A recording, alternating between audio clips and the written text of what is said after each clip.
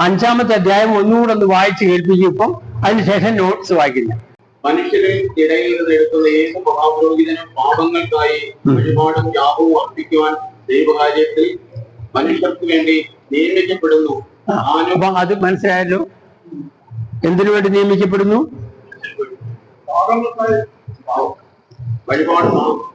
മനുഷ്യരുടെ പാപ പരിഹാരത്തിന് വേണ്ടി വഴിപാട് യാഗവും അർപ്പിക്കാനായിട്ട്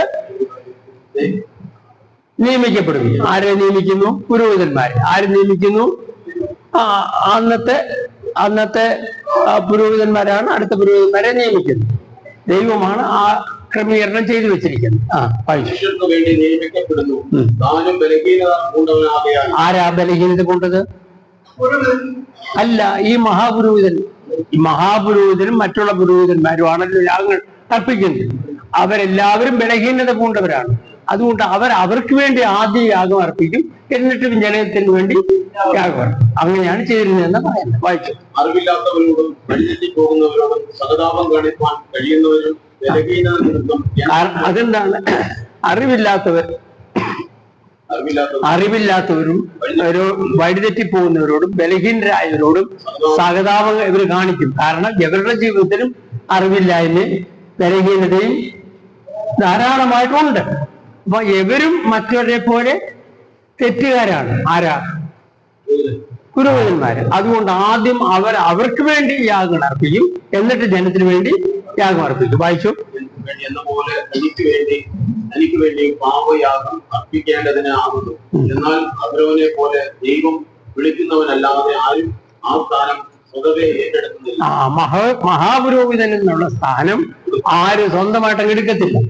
അത് ദൈവത്തിന്റെ ക്രമീകരണ പ്രകാരം നിയമിക്കപ്പെടുന്ന ഒരാൾക്ക് മാത്രമേ അത് കിട്ടുകയുള്ളൂ. വായിച്ചു. അപ്രകാരം ക്രിസ്തുവും മഹാപുരോഹിതനുമുള്ള മഹത്വം സ്വയം എത്തിയിട്ടില്ല. അപ്രകാരം ക്രിസ്തുവും ഒരിക്കലും മഹാപുരോഹിതനായുള്ള സ്ഥാനം സ്വന്തമായിട്ട് എടുത്തതല്ല.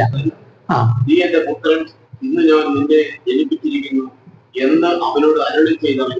അതെവിടാ നമ്മൾ വായിക്കുന്നത്?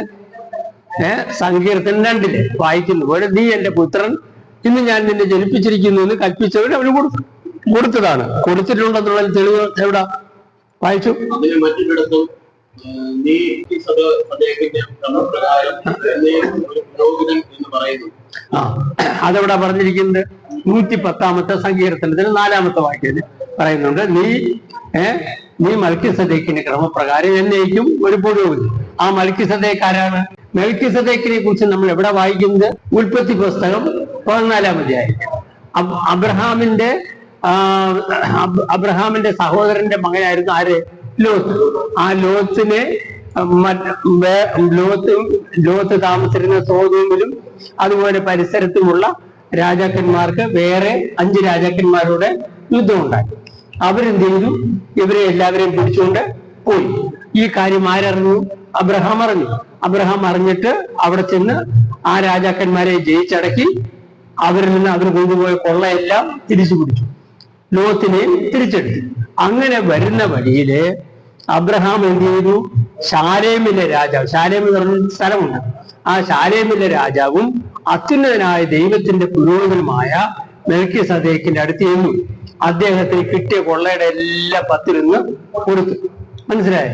എന്നിട്ട് അദ്ദേഹം എന്ത് ചെയ്തു? അബ്രഹാമിനെ അനുഗ്രഹിച്ചു. അപ്പം യഹൂദന്മാരുടെ പിതാവാണ് ആര്? അബ്രഹാം. ആ അബ്രഹാമിനെ ഇപ്പൊ ഒരാൾ അനുഗ്രഹിച്ചപ്പോൾ ആരെ കൂടെ അനുഗ്രഹിച്ചു? അബ്രഹാമിന്റെ കൊച്ചുമക്കളായ 12 ഗോത്രപിതാക്കന്മാരുണ്ടല്ലോ. ഏതാ? രൂബൻ, ശിമോൻ, ലേവി. ഈ ഗോത്രപിതാക്കന്മാരെല്ലാം അനുഗ്രഹിച്ചു. അപ്പൊ ലേവിയെയും അനുഗ്രഹിച്ചു. ലേവിയുടെ കുടുംബത്തിലാണ് പുരോഹിതന്മാരൊക്കെ വരുന്നത്. യഹൂദയുടെ കുടുംബത്തിലാണ് രാജാക്കന്മാരെ വരുന്നത്. അവരെല്ലാം ആരനുഗ്രഹിച്ചു? മൽക്കിസദേക്ക് അനുഗ്രഹിച്ചു. മനസ്സിലായോ? ആ മൽക്കിസദേക്കിനെ കുറിച്ച് പിന്നീട് പറഞ്ഞിരിക്കുകയാണ് ഇവിടെ വിജയനിമിത്തി പറഞ്ഞിരിക്കുക. അദ്ദേഹത്തിനെ കുറിച്ച് അദ്ദേഹത്തിന് അമ്മയില്ല, അപ്പനില്ല, വംശാവലിയില്ല, ഏത് കുടുംബത്തിൽ ജനിച്ചെന്ന് അറിയത്തില്ല. അദ്ദേഹം ഒരേ സമയത്ത് രാജാവുമായിരുന്നു, ഒരേ സമയത്ത് പുരോഹിതനുമായിരുന്നു. മൽക്കിസദേക്കിനെ കുറിച്ച് ഉൽപ്പത്തി പുസ്തകത്തിൽ എഴുതിയിരിക്കുന്നു, ശാലേമിലെ രാജാവും അത്യുന്നതനായ ദൈവത്തിന്റെ പുരോഹിതനുമായിരുന്നു. അബ്രഹാമിന്റെ കുടുംബത്തിൽപ്പെട്ട ആളല്ല. അബ്രഹാമിന്റെ കുടുംബത്തിൽപ്പെട്ട യഹൂദ കുടുംബക്കാർക്ക് മാത്രമേ രാജാക്കന്മാരാകാനുള്ളൂ. അതുപോലെ ലേവി കുടുംബക്കാർക്ക് മാത്രമേ പുരോഹിതന്മാരാകാൻ. ഇത് രണ്ടും കൂടെ ഒരാൾക്കുണ്ടായി, ഈ മൽക്കീസദേക്ക്. ആ മൽക്കീസദേക്കിന്റെ ക്രമപ്രകാരം ഒരു മശീഹ രാജാവ് വരുന്നു എന്നാണ് 110-ാമത്തെ സങ്കീർത്തനം പറഞ്ഞിരിക്കുന്നത്. വായിച്ചു. ക്രിസ്തു തന്റെ ഐഹിക ജീവിതകാലത്ത് തന്റെ മരണത്തിൽ നിന്ന് രക്ഷിക്കാൻ തന്നെ മരണത്തിൽ നിന്നും രക്ഷിക്കാൻ കഴിയുന്നവരോട് ഉറച്ച നിലവിളിയോടും കണ്ണുനീരോടും കൂടി അപേക്ഷയും അഭയാചനയും കഴിക്കുകയും ഭയഭക്തി നിമിത്തം ഉത്തരം ലഭിക്കുകയും ചെയ്തു. എവിടെ വെച്ചാണ് പ്രാർത്ഥിച്ച്? ഗെത്സമനെ തോട്ടത്തിൽ വെച്ചാണ്. പിതാവെ, കഴിയുമെങ്കിൽ ഈ പാനപാത്രം എങ്കിൽ നിന്ന് എടുക്കണം, നീങ്ങിപ്പോകണമെന്ന് പറഞ്ഞു. അങ്ങനെ പറഞ്ഞ എടുക്കണമെന്നല്ല, നീങ്ങിപ്പോകണമെന്ന് പറഞ്ഞു. പ്രാർത്ഥിച്ചപ്പോൾ എന്ത് ചെയ്തു? അവന്റെ വിയർപ്പ് രക്തത്തുള്ളിയായിട്ട് തീർന്നു. അത്രമാത്രം വേദനപ്പെട്ടാണ് പ്രാർത്ഥിച്ചത്. എന്നിട്ട് എന്ത് പറഞ്ഞു? എങ്കിൽ എന്റെ ഇഷ്ടമല്ല, എന്റെ ഇഷ്ടം. പരിപൂർണമായ അനുസരണത്താൽ തികഞ്ഞവനായി തീർന്നു. ആരെ? യേശു കർത്താവ്. അപ്പം ക്രിസ്തു അനുസരണം പഠിച്ചവനായി തീർന്നു. പിതാവിന്റെ ഇഷ്ടത്തിന് പൂർണ്ണമായിട്ട് ഏൽപ്പിച്ച് കൊടുക്കപ്പെട്ടവനായി കണ്ടു. എന്നിട്ട്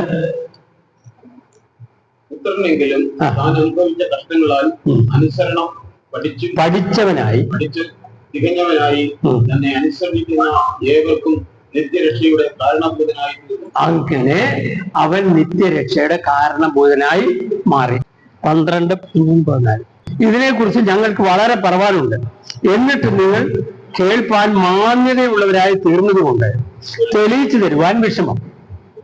കാലം നോക്കിയാൽ ഇപ്പോൾ ഉപദേഷ്ടാക്കന്മാർ ആയിരിക്കേണ്ടുന്ന നിങ്ങൾക്ക് ദൈവത്തിന്റെ അരുളപ്പാടുകളുടെ ആദ്യ പാഠങ്ങളെ വീണ്ടും ഉപദേശിച്ചു തരുവാൻ ആവശ്യമായിരിക്കുന്നു. അങ്ങനെയുള്ളവരാരെങ്കിലും ഉണ്ടോ എന്ന് എനിക്കറിയത്തില്ല. കട്ടിയായുള്ള ആഹാരമല്ല, പാലത്രയും നിങ്ങൾക്ക് ആവശ്യം. ഇപ്പോഴും സൺഡേ സ്കൂളിൽ പഠിക്കുന്ന കാര്യങ്ങൾ മാത്രം പഠിക്കാനേ ആഗ്രഹമുള്ളൂ, അല്ലെങ്കിൽ അതിനുള്ള പ്രാപ്തിയുള്ളതാ പറയുന്നത്. പാൽ കുടിക്കുന്നവൻ എല്ലാ നീതിയുടെ വചനത്തിൽ പരിചയമില്ലാത്തവൻ അത്രേ. അവൻ ശിശുവല്ലോ. കട്ടിയായുള്ള ആഹാരം നന്മതിന്മകളെ തിരിച്ചറിവാൻ തഴക്കത്താൽ അഭ്യസിച്ച ഇന്ദ്രിയങ്ങളുള്ളവരായി പ്രായം തികഞ്ഞവർക്ക് സാധിക്കുള്ളൂ. പ്രായം തികഞ്ഞവർക്ക് നല്ല ഇറച്ചി കഷ്ണമൊക്കെ കഴിക്കാൻ പറ്റുള്ളൂ. അല്ലാത്തവർക്ക് എപ്പോഴും പാല് തന്നെ, പാല് മനസ്സിലായി, കുപ്പിപ്പാല്. അപ്പം കുപ്പിപ്പാലിന്റെ കുടിക്കേണ്ട പ്രായമല്ല ഇപ്പൊ നിങ്ങൾക്കുള്ളത്. ഒന്നാം തരം ഇറച്ചി മീനൊക്കെ കഴിക്കേണ്ട പ്രായമായി. എന്നിട്ട് നിങ്ങൾ ഇപ്പോഴും കുപ്പിപ്പാല് കൊണ്ട് കിടക്കാണെന്നാ പറയുന്നത്. ആ ഗതികേട് മാറണം, അവസ്ഥ മാറണം. അപ്പൊ ഈ അധ്യായം വായിച്ചപ്പോ നിങ്ങൾക്ക് എന്തെങ്കിലും സംശയം ബാക്കിയായിട്ടുണ്ടോ? ഞാൻ അത് ആ നോട്ട് വായിച്ചേപ്പിക്കാം. ന്യായപ്രമാണ പ്രകാരം മനുഷ്യരുടെ ഇരുന്ന് തിരഞ്ഞെടുക്കപ്പെടുന്ന ഏത് മഹാപുരോഹിതനും വഴിപാട് യാഗവും അർപ്പിപ്പാൻ നിയമിക്കപ്പെട്ടവനാണ്. താനും ബലഹീനനാകിയാൽ അറിവില്ലാത്തവരോടും വഴിതെറ്റിപ്പോകുന്നവരോടും സഹതാപം കാണിപ്പാൻ കഴിയുന്നവനും. അവനും പാപിയാണ്, ബലഹീനനാണ്. അതുകൊണ്ട് ഇപ്പൊ ഒരാൾ പറയാം വേദനിക്കെന്ന് പറയുമ്പോൾ ഉടനെ തന്നെ നമുക്ക് മനസ്സിലാവും വേദന എന്ന് പറഞ്ഞാൽ എന്താണെന്ന്. കാരണം ഒരു പാപിയായ മഹാപുരോഹിതന് ഒരു പാപിയുടെ പ്രയാസങ്ങളും കഴിവുകളും മനസ്സിലാകും. അതുകൊണ്ട് അവന്റെ അടുത്ത് വന്ന് ഈ പാപിയായ മനുഷ്യൻ പാപം ഏറ്റു പറയുമ്പോൾ ഈ മഹാപുരോഹിതന് അവനോട് സഹതാപം തോന്നുന്നു. സഹതാപം കാണിക്കാനും അവന് വേണ്ടി പ്രായശ്ചിത്തം ചെയ്യാനും ഇവൻ അങ്ങനെ ഒരുക്കമുള്ളവനായി തീരും. യേശു കർത്താവും മനുഷ്യരൂപം ധരിച്ച് നമ്മളെപ്പോലെ വിയർക്കുകയും നമ്മളെപ്പോലെ വിശക്കുകയും നമ്മളെപ്പോലെ വേദനിക്കുകയും നമ്മളെപ്പോലെ കഷ്ടങ്ങൾ അനുഭവിക്കുകയും ചെയ്തതുകൊണ്ട് ഒരു മനുഷ്യന്റെ എല്ലാവിധമായ ബുദ്ധിമുട്ടും ആർക്കറിയാം? യേശു കർത്താവിന് ദൂരത്തിൽ നിന്നറിയല്ല, അനുഭവത്തിൽ നിന്നറിയാവുന്ന പറഞ്ഞു. മനസ്സിലായി? അനുഭവത്തിൽ നിന്ന് അറിയാം. അവൻ ഒരിക്കലും പാപം ചെയ്തിട്ടില്ല. എങ്കിലും പാപികളാകുന്ന നമ്മൾ അനുഭവിക്കുന്ന എല്ലാ അവസ്ഥാവിശേഷങ്ങളും നേരിട്ട് അറിഞ്ഞവനാണ്. ജനങ്ങൾക്ക് എന്നവണ്ണം തനിക്ക് വേണ്ടി പാപയാഗം അർപ്പിക്കേണ്ടവനും ആകുന്നു. അഹരോനെ പോലെ ദൈവം വിളിക്കുന്നവർക്ക് മാത്രമേ ഈ സ്ഥാനം ലഭിക്കുന്നുള്ളൂ. അതുകൊണ്ട് തന്നെ ക്രിസ്തു മഹാപുരോഹിതനാകുവാനുള്ള സ്ഥാനം സ്വതവേ എടുത്തതല്ല. ദൈവത്തിന്റെ കൽപ്പനയാലാണ് മഹാപുരോഹിതന്മാർ നിയമിക്കപ്പെടുന്നത്. മോശ ആദ്യത്തെ മഹാപുരോഹിതനെ നിയമിച്ചു. ആരെയാ? അഹരോൻ. അഹരോൻ അടുത്ത ആളിനെ ദൈവത്തിന്റെ കൽപ്പന പ്രകാരം നിയമിക്കും. അന്ന് ഇഷ്ടമുള്ളവർക്കൊക്കെ ഞാൻ മഹാപുരോഹിതനാണെന്ന് പറഞ്ഞ് കയറി വരാൻ പറ്റത്തില്ല. ദൈവത്തിന്റെ അരുളപ്പാട് പ്രകാരം നിയമിക്കപ്പെടുന്ന ഒരാൾക്ക് മാത്രമേ മഹാപുരോഹിതൻ ആകാനൊക്കൂ. ക്രിസ്തു അതുപോലെ ഒരു മഹാപുരോഹിതനായി ദൈവത്താൽ നിയമിക്കപ്പെട്ടവനാണ് എന്നാണ് ഈ പറഞ്ഞതിന്റെ ആശയം. അത് എവിടാ പറഞ്ഞിരിക്കുന്നത്? 2-ാമത്തെ സങ്കീർത്തനത്തിലെ പറഞ്ഞിരിക്കുന്നത്, നീ എന്റെ പുത്രൻ, എന്നോട് ചോദിച്ചു കൊടുക്കുക. ആ പുത്രനെ കുറിച്ച് തന്നെയാണ് 110-ാം സങ്കീർത്തനത്തിൽ വീണ്ടും പറയുന്നത്. വലത്തുഭാഗത്തിരിക്കുന്ന കർത്താവ് പറയുന്നു, നീ മൽക്കിസദേക്കിന്റെ ക്രമപ്രകാരം എന്നേക്കും ഒരു പുരോഹിതനാണ്. എന്നേക്കും ഒരു പുരോഹിതനാണെന്ന് പറയുക മാത്രമല്ല, അവിടെ പറഞ്ഞിരിക്കുന്നുണ്ട്, നിന്റെ രാജ്യം, അവരുടെ രാജ്യത്തെ, ദൈവത്തിന്റെ രാജ്യത്തെ കുറിച്ചും പറയുന്നുണ്ട്. 110-ാമത്തെ സങ്കീർത്തനത്തിൽ നമ്മളത് വായിക്കുന്നില്ലേ? നീ 4-ാമത്തെ വാക്യം, നീ മൽക്കിസദേക്കിന്റെ വിധത്തിൽ എന്നേക്കും ഒരു പുരോഹിതൻ, എന്നെ യഹോവ സത്യം ചെയ്തു അനുദപിക്കുകയുമില്ല എന്ന് പറഞ്ഞാൽ ദൈവം തിരുത്തി പറയത്തില്ല. നിന്റെ വലത്തുഭാഗത്തിരിക്കുന്ന കർത്താവ് തന്റെ ക്രോധ ദിവസത്തിൽ രാജാക്കന്മാരെ തകർത്ത് കളയും. നിന്റെ ശത്രു രാജാക്കന്മാരെ തകർത്ത് കളയും. അവൻ ജാതികളുടെ ന്യായം വിധിക്കും. അവൻ എല്ലായിടവും ശവങ്ങൾ കൊണ്ട് നിറയ്ക്കും. അവൻ വിസ്താരമായ ദേശത്തിന്റെ തലവനെ തകർത്ത് കളയും. അപ്പം ദൈവത്തിന്റെ രാജ്യത്വം ഭൂമിയിൽ സ്ഥാപിക്കപ്പെടുമ്പോൾ ദൈവത്തോട് എതിർത്ത് നിൽക്കുന്ന സകല രാജാക്കന്മാരെയും തകർത്ത് കളയും. മാത്രമല്ല എല്ലായിടവും ശവങ്ങൾ കൊണ്ട് നിറയ്ക്കും. അത് ഞാൻ കഴിഞ്ഞ പ്രാവശ്യം പറഞ്ഞായിരുന്നല്ലോ ഇല്ലേ? ശവം കൊണ്ട് നിറയ്ക്കും. ഭൂമിയിൽ മനുഷ്യൻ എത്ര ബാക്കി വരും? ഒരു മനുഷ്യൻ തങ്കത്തെക്കാളും ഒരു പുരുഷൻ ഓഫീർ തങ്കത്തെക്കാളും ദുർലഭമാകും എന്ന് വായിച്ച് കേൾപ്പിച്ചായിരുന്നു. എവിടുന്ന? യെശയ്യാവിന്റെ പുസ്തകം 13-ാം അധ്യായമാണോ തോന്നുന്നു. അതിന്റെ വാക്യം പറഞ്ഞുകൂടെ? 13-12 വായിച്ചു.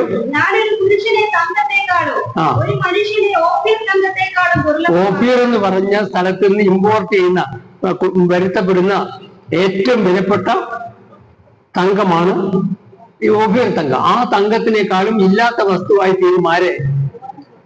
മനുഷ്യൻ. അപ്പോൾ ലോകാവസാനത്തിൽ സംഭവിക്കാൻ പോവാണ്. അത് സംഭവിപ്പിച്ച് അങ്ങനെ സകല അഹങ്കാരികളും സകല ദുഷ്പ്രവർത്തിക്കാരും താഴടിയായതിനു ശേഷമാണ് ദൈവരാജ്യം ഭൂമിയിൽ വരാൻ പോകുന്നത്.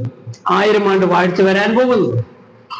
അപ്പം സകല ദുഷ്പ്രവർത്തിക്കാരെയും തകർത്ത് കളയുന്ന മലാക്കിയുടെ പുസ്തകം 4-ാം അധ്യായം 4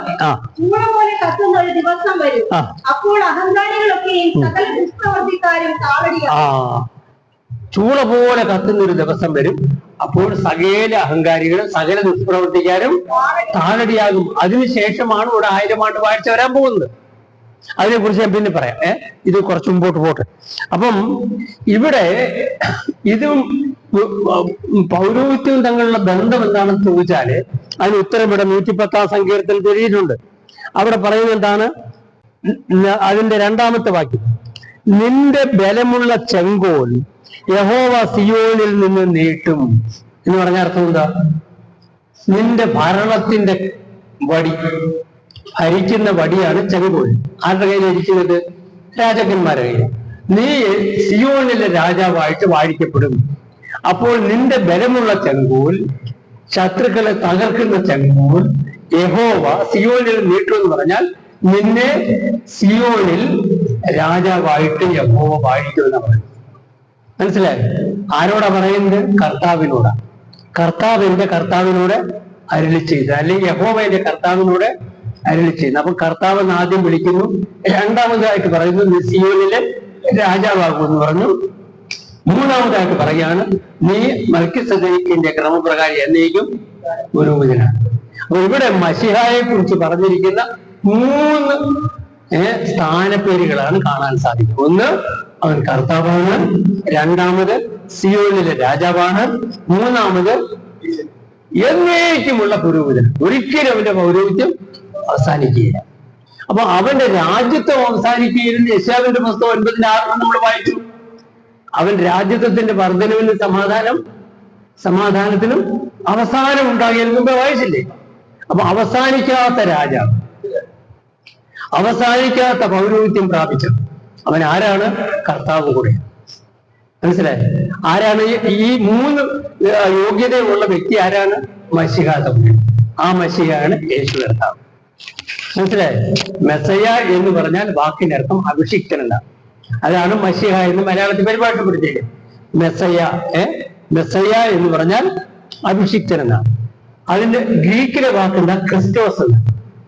അതാണ് മലയാളത്തിൽ ക്രിസ്തു എന്ന് പരിഭാഷപ്പെടുത്തിയത്. അപ്പൊ മെസ്സയ എന്ന് പറഞ്ഞാലും ക്രിസ്റ്റോസ് എന്ന് പറഞ്ഞാലും ക്രിസ്തു എന്ന് പറഞ്ഞാലും മശിഹ എന്ന് പറഞ്ഞാലും എല്ലാം അർത്ഥം അഭിഷിക്തൻ എന്നാണ്. അഭിഷിക്തന്മാർ ആരാണ്? രാജാക്കന്മാരെല്ലാം അഭിഷേകം ചെയ്താണ് സ്ഥാനത്ത് ആക്കുന്നത്. രാജാവിന് പുരോഹിതൻ വന്നിട്ട് എന്ത് ചെയ്യും? അഭിഷേക തൈലം ഒഴിച്ച് നിയോഗിക്കും. അതുകൊണ്ട് അവൻ ദൈവത്തിന്റെ അഭിഷിക്തനാണ്. പുരോഹിതന്മാരെ അങ്ങനെ ചെയ്യാറുണ്ട്. അതുകൊണ്ട് അവനെ കുറിച്ച് എന്ത് പറയും? അഭിഷിക്തനാണെന്ന് പറയും. അതുകൊണ്ട് രാജാക്കന്മാരെ, പുരോഹിതന്മാരെ, പിന്നെ പ്രധാനമായിട്ടും ഈ രാജാക്കന്മാരെയും പുരോഹിതന്മാരെയാണ് ദൈവത്തിന്റെ അഭിഷിക്തന്മാരെന്ന് വിളിക്കുന്നത്. അപ്പൊ വേദപുസ്തകത്തില് മോശ തന്നെ പണ്ടേ പറഞ്ഞിട്ടുണ്ട്. ആവർത്തന പുസ്തകം 18-ാം അധ്യായത്തിന്റെ 18-ാം വാക്യം, നിന്നെപ്പോലെ ഒരു പ്രവാചകനെ ഞാൻ അവർക്ക് അവരുടെ സഹോദരന്മാരുടെ ഇടയിൽ നിന്ന് എഴുന്നേൽപ്പിച്ച് എന്റെ വചനങ്ങളെ അവന്റെ നാവിന്മേലാക്കും. ഞാൻ അവനോട് കൽപ്പിക്കുന്നതൊക്കെ അവൻ അവനോട് പറയും. വായിച്ചു. അവൻ എന്റെ നാമത്തിൽ പറയുന്ന എന്റെ വചനങ്ങൾ യാതൊരുത്തിനെങ്കിലും കേൾക്കാതിരുന്നാൽ അവനോട് ഞാൻ ചോദിക്കും. മനസ്സിലായി. ഇവിടെ അതിന്റെ 16-ാമത്തെ വാക്യം, ഞാൻ മരിക്കാതിരിക്കേണ്ടതിന് ഇനി എന്റെ ദൈവമായ യഹോവയുടെ ശബ്ദം കേൾപ്പാനും ഈ മഹത്തായ തീ കാണുവാനും എനിക്ക് ഇടവരരുതേ എന്നിങ്ങനെ ഹോരേബിൽ വെച്ച് മഹായോഗം കൂടിയ നാളിൽ നിന്റെ ദൈവമായ യഹോവയോട് നീ അപേക്ഷിച്ചതുപോലെ തന്നെ അന്ന് യഹോവ എന്നോട് അരുളി ചെയ്തു, നിങ്ങളുടെ ഇടയിൽ തന്നെ ഇനി വേറൊരു പ്രവാചകനെ ഞാൻ എഴുന്നേൽപ്പിക്കും. മനസ്സിലായോ? അത് ഓർത്തിരിക്കാൻ എളുപ്പമാണ്. ആവർത്തനം 18-ന്റെ 18. അങ്ങനെ ദൈവം മോശ മുഖാന്തരം പറഞ്ഞിട്ടുണ്ട്. അങ്ങനെ പറഞ്ഞതുപോലെ വന്നവനാണ് യേശു കർത്താവ്. രാജ്യം സ്ഥാപിക്കുന്നവനാണ് യേശു കർത്താവ്. അപ്പം യഹോവ ഹോരേബിൽ വെച്ച് അവരോട് സംസാരിച്ചപ്പം പർവ്വതം ഇങ്ങനെ കാളി കത്തുകയായിരുന്നു. ഭയങ്കരമായ ഭൂമിയൊരുക്കം ഉണ്ടായി. ഭയങ്കരമായ പ്രകൃതിക്ഷോഭം ഉണ്ടായി. ആപ്പാടെ ഒരു കിടച്ചു. മോശ പോലും പേടിച്ചു. അപ്പൊ ഇങ്ങനെ പേടിച്ച സമയത്ത് ദൈവം പറഞ്ഞു, ജനം പറഞ്ഞു, ഈ തീ ഞങ്ങൾ എന്ത് കാണാം, ഞങ്ങളെ കൊണ്ട് പറ്റത്തില്ല, ഞങ്ങളോട് ദൈവം സംസാരിക്കേണ്ടെന്ന്. സംസാരിച്ച് അത് കേട്ടിരിക്കാനുള്ള കഴിവോ പ്രാപ്തിയോ ഞങ്ങൾക്ക് ഇല്ലെന്ന് പറഞ്ഞത് ശരിയാണ്. ഇനി നിന്നെ പോലൊരു പ്രവാചകനെ നിങ്ങളുടെ ഇടയിൽ ഞാൻ എഴുന്നേൽപ്പിച്ചു, അവൻ നേരിട്ട് ഇങ്ങോട്ട് സംസാരിച്ചോളൂ. അങ്ങനെ പറഞ്ഞ പ്രകാരമാണ് യേശു കർത്താവ് ഭൂമിയിൽ വന്നത്. അവൻ വരുമ്പോൾ അവൻ യഹോവയുടെ അഭിഷിക്തനായിരിക്കും. അഭിഷിക്തൻ എന്ന് പറഞ്ഞാൽ മെസ്സയ ആയിരിക്കും, ക്രിസ്റ്റോസ് ആയിരിക്കും, അല്ലെങ്കിൽ മശിഹ ആയിരിക്കും, ക്രിസ്തു ആയിരിക്കും. അവൻ ദൈവത്തിന്റെ പുത്രനായിരിക്കും, അവൻ കർത്താവായിരിക്കും, അവൻ എന്നേക്കുമുള്ള പുരോഹിതനായിരിക്കും. അവൻ രാജ്യത്വത്തിന്റെ വർധനവിനും സമാധാനത്തിനും അവസാനം ഉണ്ടാകുകയില്ല. ഭൂമിയുടെ അറ്റം വരെ അവന് പിതാവാൻ ദൈവം അവകാശമായിട്ട് കൊടുക്കും. അന്ന് ദൈവം അത് കൊടുക്കുന്നതിന് മുമ്പായിട്ട് ദൈവം തന്റെ ശത്രുക്കളെ നശിപ്പിച്ചു കളയുന്ന 110-ാം സങ്കീർത്തനത്തിൽ പറയുന്നത് ഇല്ലേ? 2-ാം സങ്കീർത്തനത്തിൽ പറയുന്നത് മൺപാത്രം പോലെ എന്റെ ശത്രുക്കളെ നീ ഉടച്ചു കളയും. മൺപാത്രം തല്ലിപ്പൊടിക്കുന്നത് പോലെ ശത്രുക്കളെ നശിപ്പിച്ചുകൊണ്ട് ദൈവത്തിന്റെ രാജ്യം ഭൂമിയിൽ സ്ഥാപിക്കാൻ പോവുക. അങ്ങനെ സ്ഥാപിക്കപ്പെടുമ്പോൾ മരിക്കുന്ന ജനങ്ങളെ കുറിച്ച് നമ്മൾ മുമ്പ് വായിച്ച എന്താണ്? ഒരു മനുഷ്യൻ തങ്കത്തെക്കാളും ഒരു പുരുഷൻ ഓഫീർ തങ്കത്തെക്കാളും ദുർലഭമാകും. മലാക്കിയുടെ പുസ്തകം 5-ാം അധ്യായത്തിന് മുമ്പ് വായിച്ചപ്പോ 4-ാം അധ്യായം 4-ാം അധ്യായത്തിൽ വായിച്ചതാണ്, ചൂറ പോലെ കത്തുന്നൊരു ദിവസം വരുന്നു, അന്ന് സകല അഹങ്കാരികളും ദുഷ്പ്രവർത്തിക്കാനും താഴടിയാണ്. അങ്ങനെ സകല അഹങ്കാരികളും ഇന്നങ്ങ് അഹങ്കാരം മൂത്ത് കിടക്കാൻ പറ്റും. അഹങ്കാരികളും ദുഷ്പ്രവർത്തിക്കാനും താഴടിയായിട്ട് അവരെ നശിപ്പിച്ചതിന് ശേഷം ദൈവരാജ്യം ഭൂമിയിൽ സ്ഥാപിക്കപ്പെടും. അപ്പൊ അതിനു വേണ്ടി ഇപ്പോഴേ ഇവിടെ ഒരു വലിയ വിരുന്ന് നടത്താൻ പോവാണ്. അതിന് വിറകൊക്കെ കൊണ്ടിടുന്നു, വെള്ളമൊക്കെ കൊണ്ടുവെക്കുന്നു, കലമൊക്കെ ഇറക്കിയിട്ടുണ്ട്, കൂലിക്കാരൊക്കെ വന്നിട്ടുണ്ടെന്ന് പറയുന്ന പോലെ ആ ദിവസം വരുന്നതിന് മുമ്പായിട്ട് എന്ത് ചെയ്യും? ഇസ്രായേൽ മടങ്ങി. സകല ജാതികളും ഇസ്രായേലിനെതിരായിട്ട് വരും. യെരൂശലേം പിടിക്കപ്പെടും. നഗരത്തിന്റെ പാതി പ്രവാസത്തിലേക്ക്, സ്ത്രീകളെ വശമാക്കും. യെരൂശലേം പിടിക്കപ്പെടും എന്നൊക്കെ ഇപ്പം പറഞ്ഞാൽ ആരെങ്കിലും വിശ്വസിക്കൂ? ഇല്ല. യെരൂശലേം പിടിക്കപ്പെടും. നഗരത്തിന്റെ പാതി പ്രവാസത്തിലേക്ക് പോകും. അങ്ങനെ പോകുമ്പോൾ യെരൂശലേമിലുള്ളവർ വിചാരിക്കും ഇനി ഞങ്ങൾക്ക് രക്ഷ ഇല്ലെന്ന്. അപ്പോൾ എന്റെ ദൈവമായ യഹോവയും തന്നോടുകൂടെ സകല വിശുദ്ധന്മാരും വരും. അവന്റെ കാല് ഒലുമലയുടെ മേൽ വയ്ക്കും. ഒലുമല കിഴക്ക് പടിഞ്ഞാറായ നടുവേ പിളർന്നു പോകും. യഹോവ സർവ്വഭൂമിക്ക് രാജാവ്. ആ സമയത്ത് ഭൂമി അതിന്റെ സ്ഥാനത്ത് നിന്ന് ഇളകിപ്പോകും. ഭൂമി കിടുകിട കിടുങ്ങും, കിടുകിട കീറും, ഒരുപട പൊട്ടും, മത്തനെ പോലെ ചാഞ്ചാടും. അപ്പം അതാണ് ലോകാവസാനം എന്ന് പറയുന്നത്. അപ്പൊ ആ അവസാനത്തിന് വേണ്ടി ആരൊക്കെ കൂടി വരണം? ഇസ്രായേൽ വീണ്ടും വരണം. 1917 അവർ കുടിയേറി. അല്ല, അവർക്ക് കുടിയേറാൻ അനുവാദം കിട്ടി. 1914 മുതൽ 18 വരെയാണ് ഒന്നാം ലോകയുദ്ധം നടന്നത്. ആ യുദ്ധത്തിൽ ബ്രിട്ടീഷുകാർ ജയിച്ചത്. ബ്രിട്ടീഷുകാരും ഒരു വശത്തെ നേതാവ്, അവർ മറുവശത്ത് ജർമ്മനിയായിരുന്നു. അപ്പൊ അവർ ജയിച്ചത് യഹൂദന്റെ കണ്ടുപിടുത്തം കൊണ്ടാണ്. വൈസ്മാൻ എന്ന് പറഞ്ഞ ഒരു യഹൂദ ശാസ്ത്രജ്ഞൻ TNT ഗ്യാസ് കണ്ടുപിടിച്ചുകൊണ്ടാണ് ഒന്നാം ലോകമായുധം ബ്രിട്ടീഷുകാർ ജയിച്ചത്. അതിനുശേഷം ലീഗ് ഓഫ് ദ നേഷൻസ് എന്ന് പറഞ്ഞൊരു സംഘടന ഉണ്ടായി. ഇനി യുദ്ധം നടക്കരുതെന്ന് പറഞ്ഞു. എന്നാൽ യുദ്ധം പിന്നെയും തുടങ്ങി. 1939 മുതൽ വീണ്ടും യുദ്ധം തുടങ്ങി. ആ സമയത്താണ് യഹൂദന്മാരെ 62 ലക്ഷം പേരെ ഗ്യാസ് ചേമ്പറിലിട്ട് കൊന്നുകളഞ്ഞു ജർമ്മൻകാർ. ജർമ്മനി കൊന്നുകളഞ്ഞു. അപ്പം ആ യുദ്ധം എന്ത് ചെയ്തു? അതിനെ കൊടുമ്പിന് കൊണ്ടുകഴിഞ്ഞപ്പോൾ പിന്നീട് യഹൂദന്റെ കണ്ടുപിടിച്ചു. എന്താണ്? ആറ്റത്തിനെ സ്പ്ലിറ്റ് ചെയ്യാവുന്ന. ആറ്റം എന്ന് പറഞ്ഞാൽ ഗ്രീക്ക് വാക്കാണ്. അതിന്റെ അർത്ഥം പരമാണു എന്ന്. പരമാണു എല്ലാ വസ്തുക്കളും ഉണ്ടാക്കിയിരിക്കുന്നത് പരമാണു ചേർത്തിട്ടാണ്. അപ്പൊ ആ ആറ്റം, അതിലെ അവസാനത്തെ അണുവിന്റെ പേരാണ് ആറ്റം എന്ന് പറയുന്നത്. ആ അണുവിനെ പൊട്ടിക്കാവുന്ന കണ്ടുപിടിച്ചു. അതുവരെ അത് കണ്ടുപിടിച്ചിട്ടില്ലായിരുന്നു. അത് പൊട്ടിക്കുമ്പോൾ ഇലക്ട്രോണും പ്രോട്ടോണും ന്യൂട്രോണുമായിട്ട് അത് ഭിന്നിക്കപ്പെടും. അപ്പോൾ ഭിന്നിക്കപ്പെടുമ്പോൾ ഭയങ്കര ശക്തി, എനർജി അതിൽ നിന്ന് റിലീസ് ആവും, പുറത്തു വരും. അപ്പൊ ആ കണ്ടുപിടുത്തം അടിസ്ഥാനപ്പെടുത്തിയാണ് ആറ്റം ബോംബ് ഉണ്ടാക്കിയത്. ആ ആറ്റം ബോംബ് ബ്രിട്ടീഷുകാരുടെ കൂടെ നിന്ന്, ബ്രിട്ടീഷ് ചേരിയിൽ നിന്ന്, ലോകം 2 ചേരിയിലായിരുന്നു. ഒന്ന് ജർമ്മൻ ചേരി, ഒന്ന് ബ്രിട്ടീഷ് ചേരി. ബ്രിട്ടീഷ് ചേരിയിൽ നിന്ന് അമേരിക്കക്കാര്, ജർമ്മൻ ചേരിയിൽ നിന്ന് ജപ്പാനിൽ കൊണ്ടിട്ടു, ഹിരോഷിമയിലും നാഗസാക്കിയിലും. അപ്പൊ അത് അവിടെ സർവ്വ സാധനങ്ങളും ആവിയായിക്കൊണ്ടു. അപ്പം വിഷമയമായി തീർന്ന പ്രദേശം. അവിടെ പറഞ്ഞു ഇനി അടുത്തത് എവിടെയിടും? ജർമ്മനിയിലിടും. ജർമ്മനിയാണ് നേതാവ്. ഉടനെ ഹിറ്റ്ലർ, അവിടുത്തെ നേതാവ്, ആത്മഹത്യ ചെയ്തു. യുദ്ധം തീർന്നു. 1945 39 തുടങ്ങി 45 രണ്ടാം ലോകമായുധം അവസാനിച്ചു. അതിനുശേഷം ഐക്യരാഷ്ട്ര സംഘടന എന്ന് പറയുന്ന സംഘടന രൂപീകരിക്കപ്പെട്ടു, യുണൈറ്റഡ് നേഷൻസ് ഓർഗനൈസേഷൻ. അവരാണ് യഹൂദന്മാർക്ക് അല്പം സ്ഥലം കൊടുക്കാമെന്ന് തീരുമാനിച്ചത്. ആദ്യത്തെ യുദ്ധത്തിന്റെ സമയത്ത് 1917 ബ്രിട്ടീഷുകാര് യഹൂദന്മാർക്ക് കുടിയേറാൻ അനുവാദം കൊടുത്തു പാലസ്തീനിൽ. പാലസ്തീൻ അന്ന് ആരുടെ കയ്യിലായിരുന്നു ഇരുന്നത്? ടർക്കിയുടെ കയ്യിലായിരുന്നു, തുർക്കി സുൽത്താന്റെ കയ്യിലായിരുന്നു. അത് ബ്രിട്ടീഷുകാർ പിടിച്ചെടുത്തിട്ട് ഇവർക്ക് അവിടെ പ്രവേശനം കൊടുത്തു. രണ്ടാം ലോകമായുധം കഴിഞ്ഞതിന് ശേഷം പ്രവേശനം കിട്ടിയവർക്ക് അവിടെ അല്പം സ്ഥലം കൊടുത്തു. അതുവരെ ഓണർഷിപ്പ് കൊടുത്തില്ല, അവകാശം കൊടുത്തില്ലായിരുന്നു, കുടിയേറാൻ അനുവാദം കിട്ടിയിരുന്നു. അപ്പം അന്ന് കുറച്ച് സ്ഥലം, ഇന്നത്തെ യെരൂശലേമിന്റെ പടിഞ്ഞാറായിട്ട് കുറച്ച് സ്ഥലം കൊടുത്തു. അവിടെയുള്ള ഒരു പട്ടണമായിരുന്നു ടെൽ അവീവ്. ടെൽ അവീവ് അവരെ തലസ്ഥാനമാക്കിക്കൊണ്ട് അവിടെ രാജ്യമായിട്ട് 1948 സ്ഥാപിതമായി. അതിനുശേഷം ചുറ്റുപാടുമുള്ള അറബികൾ, യുദ്ധം തീർന്നല്ലോ, 48 തീർന്നല്ലോ, അല്ലെ 45 തീർന്നല്ലോ, 48 ഇവർക്ക് സ്ഥലവും കിട്ടി. അതിനുശേഷം ചുറ്റുപാടുള്ള അറബികൾ അവരെ പല പ്രാവശ്യം അവിടുന്ന് ഓടിച്ചു കളയാനായിട്ട് ശ്രമിച്ചു. 1967 6 ദിവസത്തെ ഒരു യുദ്ധം നടന്നു. അതാണ് 6 days വാർ എന്ന് പറയുന്നത്. ആ യുദ്ധത്തിൽ ഈജിപ്തിന്റെ തലവൻ അല്ലെങ്കിൽ മിസ്രൈമിന്റെ തലവൻ പറഞ്ഞു, I will remove them from the face of the world. ഞാൻ ഇവരെ ഭൂമിയുടെ മുഖത്തുനിന്ന് തുടച്ചു കളയുമെന്ന് പറഞ്ഞു. അന്ന് ഇവരെത്ര പേരുണ്ടായിരുന്നു? 28 ലക്ഷം പേര് മാത്രം.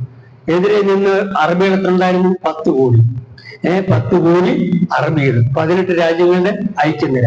പിന്നിൽ ആരുണ്ടായിരുന്നു? റഷ്യ ഉണ്ടായിരുന്നു. അപ്പം ഇങ്ങനെ ആ യുദ്ധം അങ്ങോട്ട് കൊടുമ്പിരി കൊള്ളുന്നതിന് മുമ്പ് ആദ്യത്തെ ദിവസം തന്നെ യഹൂദന്മാര് ജയിച്ചു. 28 ലക്ഷം പേര് ജയിച്ചു, മറ്റേ 10 കോടി തോറ്റു. മനസ്സിലായി? അവരെന്ത് ചെയ്യുന്നത്? ഇങ്ങനെ ജയിച്ചതെന്ന് ചോദിച്ചു കഴിഞ്ഞാൽ ഇവരുടെ പ്ലെയിനുകളൊക്കെ താഴ്ത്തി പറപ്പിച്ചു. റഡാറ് കിട്ടാത്ത വിധം താഴ്ത്തി പറപ്പിച്ചിട്ട് അവരുടെ എയർപോർട്ടുകളെല്ലാം ഇവർ ബോംബ് ചെയ്തു ചുറ്റുപാടുള്ളവർ. എന്നിട്ട് മറ്റവർക്കൊന്നും ചെയ്യാൻ വയ്യാതായിപ്പോയി. അടുത്ത 5 ദിവസം കൊണ്ട് ചുറ്റുപാടുള്ള അറബികളുടെ സ്ഥലമെല്ലാം പിടിച്ചെടുത്തു. യോർദാൻ നദിയുടെ പടിഞ്ഞാറേ കരയെല്ലാം പിടിച്ചെടുത്തു. യെരുശലേം എല്ലാം പിടിച്ചെടുത്തു. ഗലീല കടലിന് ചുറ്റുപാടുള്ള ഗോൾഡൻ ഹൈറ്റ്സ് എല്ലാം പിടിച്ചെടുത്തു. ഗാസ പ്രദേശം കുറെ പിടിച്ചെടുത്തു. അങ്ങനെ അവര് വാഗ്ദത്ത നാട് പ്രധാനപ്പെട്ട പ്രദേശങ്ങളൊക്കെ പിടിച്ചെടുത്തു. യോർദാൻ നദിയുടെ കിഴക്കേ വശം പിടിച്ചെടുത്തൊക്കെ പിന്നെ കൊടുത്തു. അമേരിക്കക്കാരുടെ ഇടപെടൽ മൂലം തിരിച്ചു കൊടുത്തു. ചാവുകടൽ എന്ന് പറയുന്നത് ആ യോർദാൻ നദി തീരുന്നതാണ്. അപ്പം അത് കഴിഞ്ഞതിന് ശേഷം 73 വീണ്ടും അറബികൾ ഒന്നുകൂടെ യുദ്ധം ചെയ്ത് നോക്കി, ജയിച്ചില്ല. അങ്ങനെയാണ് ഇസ്രായേൽ ഇപ്പൊ അവിടെ രാജ്യമായി തീർന്നത്. എന്നാൽ ഈ ഇസ്രായേലിനെ ചിതറിക്കുമെന്ന് ആര് പറയുന്നു? സക്കരിയ പ്രവാചകന്റെ പുസ്തകത്തിൽ പറയുന്നു, ചിതറിക്കുമെന്ന്. വീണ്ടും കൂട്ടിച്ചേർക്കും, ശേഖരിക്കുമെന്നും പറഞ്ഞിട്ടുണ്ട്. 12-ാം അധ്യായത്തിൽ പറയുന്നു, ആകാശം വിരിക്കുകയും ഭൂമിയുടെ അടിസ്ഥാനം ഇടുകയും മനുഷ്യന്റെ ആത്മാവിനെ അവന്റെ ഉള്ളിൽ നിർമ്മിക്കുകയും ചെയ്ത യഹോവയുടെ അരുളപ്പാടാവിത്. യെരുശലേമിന്റെ സ്വസ്ഥാനത്ത് യെരുശലേമിൽ തന്നെ വീണ്ടും നിവാസികൾ ഉണ്ടാകുമെന്ന്. Jerusalem will be inhabited again it's on place. അതേ സ്ഥലത്ത് തന്നെ താമസിക്കുമെന്ന് പറഞ്ഞിട്ടുണ്ട്. എന്നിട്ട് അത് 6-ാമത്തെ വാക്യത്തിലാണ് പറഞ്ഞിരിക്കുക. 12:6 സക്കരിയാവിന്റെ പുസ്തകം 12:10 പറഞ്ഞിരിക്കുകയാണ്, അവർ കുത്തിയവെങ്കിലേക്ക് നോക്കുക. അവരെ ആരെയാ കുത്തിയത്? യേശു കർത്താവ്. എന്നിട്ട് 13-ാം അധ്യായത്തിന്റെ 7-ാമത്തെ വാക്യം, 6-ാമത്തെ 7-ാമത്തെ വാക്യത്തിൽ പറയുന്നു, നിന്റെ കയ്യിൽ കാണുന്ന മുറിവെന്തെന്ന് ചോദിക്കുന്നു. അപ്പം പറയും, എന്നെ സ്നേഹിക്കുന്ന ഒരു വീട്ടിൽ വെച്ച് അടി കൊണ്ടതാണെന്ന് പറയും. അപ്പൊ അതിന്റെ അടുത്ത 2 വാക്യം കഴിയും പറയുന്നു, വാളയെ എന്റെ ഇടയന്റെ നേരെയും എന്റെ കൂട്ടാളിയായ പുരുഷൻ നേരെയും ഉണരുക, ആടുകൾ ചിതറിപ്പോകേണ്ടതിന് ഇടയനെ വിട്ടുക എന്നിരിക്കുന്നു. യേശു കർത്താവ് ഇത് ശിഷ്യന്മാരോട് പറഞ്ഞ വാക്കുകളാണ് മരിക്കുന്നതിന് മുമ്പ്. നിങ്ങളെല്ലാം ഇന്ന് രാത്രി എന്നെ തള്ളി പറയുമെന്ന് പറഞ്ഞു. അതുപോലെ സംഭവിച്ചു. അപ്പം 12 കഴിഞ്ഞ് 13 കഴിഞ്ഞ് 14-ാമത്തെ അധ്യായത്തിലാണ് പറയുന്നത്, സകല ജാതികളുടെ യെരുശലേമിനോട് യുദ്ധത്തിനായി കൂടി വരും. യെരുശലേം പിടിക്കപ്പെടും. സക്കരിയാവിന്റെ പുസ്തകം 14-ാം അധ്യായം വായിക്കും. യെരുശലേം പിടിക്കപ്പെടും, നഗരത്തിന്റെ പാതി പ്രവാസത്തിലേക്ക് പോകും, സ്ത്രീകളെ വഷളാക്കും. അപ്പോൾ അത് തുടർന്ന് കൊണ്ട് വായിച്ച് വേഗം വായിച്ച്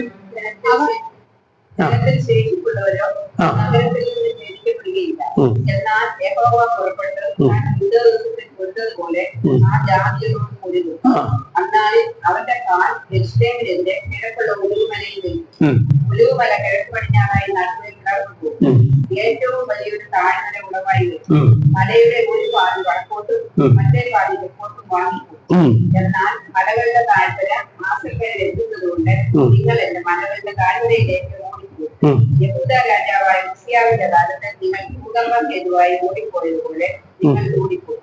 എന്റെ ദൈവമായ യഹോവേ തന്നോടുകൂടെ സകല വിശുദ്ധന്മാരും വരും. എന്നാലും വെളിച്ചം ഉണ്ടാകയില്ല, ജ്യോതിർഗോളങ്ങൾ മറഞ്ഞു പോകും. യഹോവ മാത്രം അറിയുന്ന ഒരു ദിവസം വരും, അത് പകലല്ല രാത്രിയുമല്ല, സന്ധ്യാസമയത്തോ വെളിച്ചമാകും. എന്നാലും ജീവനുള്ള വെള്ളം യെരുശലേമിൽ നിന്ന് പുറപ്പെട്ട് പാതി കിഴക്കേ കടലിലേക്കും പാതി പടിഞ്ഞാറേ കടലിലേക്കും പോകും. അത് ഉഷ്ണകാലത്തും ശീതകാലത്തും ഉണ്ടാകും. യഹോവ സർവഭൂമിക്കും രാജാവ്. അതാണ് 1000 ആണ്ട് വാഴ്ച. അപ്പൊ ഈ യുദ്ധം കഴിഞ്ഞിട്ട് വേണം ഇത് വരാന്. യഹോവ സർവഭൂമിക്കും രാജാവാണ്. ദൈവരാജ്യം വരുന്ന അങ്ങനെയാണ്. അപ്പൊ ഇസ്രായേല് ചിതറിപ്പോകണം, പിന്നെ കൂടി വരണം, യെരുശലേമിൽ തന്നെ വരണം. അതിനുശേഷം വലിയൊരു യുദ്ധം ഉണ്ടാകണം. ആ യുദ്ധത്തിൽ അവര് തോൽക്കണം. തോൽക്കുമ്പോൾ എന്റെ ദൈവമായ യഹോവയിൽ തന്നോട് സകല വിശുദ്ധന്മാരും വരും. അപ്പോഴവർ കുത്തിവെങ്കിലേക്ക് നോക്കി വിലപിച്ചു. നിന്റെ കയ്യിൽ കാണുന്ന മുറിവ് എന്തെന്ന് ചോദിച്ചു. എന്നെ സ്നേഹിക്കുന്ന ഒരു വീട്ടിൽ വെച്ച് അടി കൊണ്ടതാണെന്ന് പറയും. മനസ്സിലായി? അന്ന് ശേഷിക്കുന്ന യഹൂദന്മാരാണ് രക്ഷിക്കപ്പെടുന്നത്. ആ അധ്യായം തുടർന്ന് വായിക്കുമ്പോൾ അവിടെ നാം വായിക്കുന്നു, യഹോവ ഇസ്രായേലിന്റെ യുദ്ധം ചെയ്തവരെ ശിക്ഷിപ്പാനുള്ള ശിക്ഷയാകും. അവർ നിവർന്നു നിൽക്കുമ്പോൾ ശരീരം അഴിയിപ്പോ, കണ്ണ് തടത്തിൽ തന്നെ അഴിയിപ്പോ, നാവ് തടത്തിൽ തന്നെ അഴിയിപ്പോകും. ഇതുപോലൊരു ബാധ മൃഗങ്ങൾക്കുണ്ടാകും. പൊന്നെ വെള്ളി വസ്ത്രം ഇവ ധാരാളമായി ശേഖരിക്കപ്പെടുന്ന രീതി. ആ അധ്യായം വായിച്ചു നോക്കിയാൽ വീട്ടിൽ പോയി വായിച്ചാൽ മതി. അപ്പൊ അതെങ്ങനെയാ നടക്കുന്നത്? 1-ാം ലോകമഹായുദ്ധത്തിൽ എന്തുണ്ടായി? TNT ഗ്യാസായിരുന്നു. 2-ാം ലോകമഹായുദ്ധത്തിൽ ആറ്റം ബോംബായിരുന്നു. മൂന്നാം ലോകമഹായുദ്ധത്തിന് വേണ്ടി ആയിരിക്കാം ഇപ്പോൾ ഉണ്ടാക്കിയിരിക്കുന്നത്, അറിയത്തില്ല. ന്യൂട്രോൺ ബോംബ് ഇട്ട് കഴിയുമ്പോൾ ജീവജാലങ്ങളൊക്കെ നിൽക്കുന്ന നിൽപ്പിൽ തന്നെ അഴിയും. എന്നാൽ വസ്ത്രം, പൊന്നെ, വെള്ളി ഇവയ്ക്ക് നാശങ്ങളൊന്നും വരത്തില്ല. ആറ്റം ബോംബ് ഇട്ട് കഴിഞ്ഞാൽ എല്ലാം നശിക്കും. എന്നാൽ ന്യൂട്രോൺ ബോംബ് ഇട്ട് കഴിഞ്ഞാൽ അതിൽ നിന്ന് പുറപ്പെടുന്ന അൾട്രാ വയലറ്റ് റേസ് അടിക്കുമ്പോൾ, ആ വലിയ ശക്തിയേറിയ രശ്മികൾ അടിക്കുമ്പോൾ ജീവജാലങ്ങൾ മാത്രം അഴിയും. അപ്പൊ അതിനുള്ള ബോംബ് ഒരുങ്ങിയിട്ടുണ്ട്, ഇസ്രായേൽ ഒരുങ്ങിയിട്ടുണ്ട്. ഇല്ലേ? ഇനി ഒരുങ്ങാത്തവരാരാ? ഒരുങ്ങാത്തവരാരാ? നമ്മളാ. അപ്പൊ നമ്മൾ ശരിക്കും ഒരുങ്ങണം. അത് കർത്താവ് ഒരുങ്ങിനെ കുറിച്ച് ലൂക്കോസിന്റെ സുവിശേഷം 21 അധ്യായത്തിൽ പറഞ്ഞിരിക്കുന്നത് എന്താണ്? ഉണർന്നും പ്രാർത്ഥിച്ചുകൊണ്ടിരിക്കണം. വരുവാനുള്ള കഷ്ടങ്ങളിൽ നിന്നെല്ലാം രക്ഷപ്പെടുന്നതിനും മനുഷ്യപുത്രന്റെ മുമ്പിൽ നിൽക്കേണ്ടതിനും വേണ്ടി നിങ്ങൾ എപ്പോഴും ഉണർന്നും പ്രാർത്ഥിച്ചുകൊണ്ടിരിക്കും. വാക്യം വായിച്ച് പറഞ്ഞിട്ട് 36 ആകയാൽ ഈ സംഭവിക്കാനുള്ള എല്ലാത്തിനും ഒഴിഞ്ഞു പോകുവാനും മനുഷ്യപുത്രന്റെ മുമ്പിൽ നിൽപ്പാനും നിങ്ങൾ പ്രാപ്തരാകേണ്ടതിന് സദാകാലവും ഉണർന്നും പ്രാർത്ഥിച്ചുകൊണ്ടിരിക്കണം. അപ്പൊ നമ്മുടെ ലോകത്തിന്റെ അവസാനത്തിലേക്ക് എത്തിക്കൊണ്ടിരിക്കുകയാണ്. ഏത് നിമിഷവും വരുവാനുള്ളവൻ താമസിക്കുകയും കള്ളൻ വരുന്ന പോലെ അവൻ വരും. അതുകൊണ്ട് നമ്മുടെ സമയമൊക്കെ തക്കത്തിൽ ഉപയോഗിക്കണം. അവരുടെ കുറ്റം പറഞ്ഞു, ഇവരുടെ കുറവ് പറഞ്ഞു, അവർക്ക് ഭാരം വെച്ചു, ഇവർക്ക് വേല വെച്ചു, വെറുതെ സമയം കളയരുത്. നമ്മൾ എന്ത് വേണം? സമയം തക്കത്തിൽ ഉപയോഗിക്കണം. ചതയെന്ന് പറഞ്ഞ് ജീവിക്കരുത്. ഉത്സാഹത്തിന് മടുപ്പില്ലാതെ ആത്മാവിൽ എരിവുള്ളവരായി ജീവിക്കണം. മനസ്സിലായത്? അപ്പം അതാണ് നമുക്ക് ചെയ്യാനുള്ളത്. അതുകൊണ്ട് അന്യോന്യം ഉത്സാഹിപ്പിച്ചും സഹായത്തിനുള്ള കൃപയ്ക്ക് വേണ്ടി നിലവിളിച്ചുകൊണ്ട് നമ്മുടെ സമയം ചെലവഴിക്കണം. അതാണ് നമുക്ക് വേണ്ടത്. വേദപുസ്തകം പഴയ നിയമത്തിൽ പറഞ്ഞതല്ലാതെ പുതിയ നിയമത്തിൽ പുതിയ കാര്യവും നടന്നിട്ടില്ല. പഴയത് നിഴലും പുതിയത് പൊരുളുമാണ്. പഴയത് കർത്താവിന് വേണ്ടി, കർത്താവിന്റെ ക്രൂശുമരണത്തിന് വേണ്ടിയുള്ള ഒരു ഒരുക്കമായിരുന്നു. ജനങ്ങളെ അവരുടെ പാപത്തെക്കുറിച്ച് ബോധം വരുത്തുന്ന ഒരു ഒരുക്കനാണ്. പ്രവൃത്തിയാലുള്ള രക്ഷ ഒരിക്കലും വിജയിക്കത്തില്ല. ഇന്ന് മതങ്ങളെല്ലാം പഠിപ്പിക്കുന്നത് എന്താണ്? നല്ല പ്രവൃത്തി ചെയ്യുന്നവരൊക്കെ സ്വർഗ്ഗത്തിൽ പോകും. ഹിന്ദു മതം എന്താ പഠിപ്പിക്കുന്നത് അറിയാമോ? പാപിയല്ലാതെ നരനില്ല ഭൂതലിൽ. പിന്നെ ആരാ പോകും? ആരെയും പോകും. അവരുടെ 10 അവതാരങ്ങൾ വന്നിട്ടുണ്ട്. മത്സ്യം, കൂർമ്മം,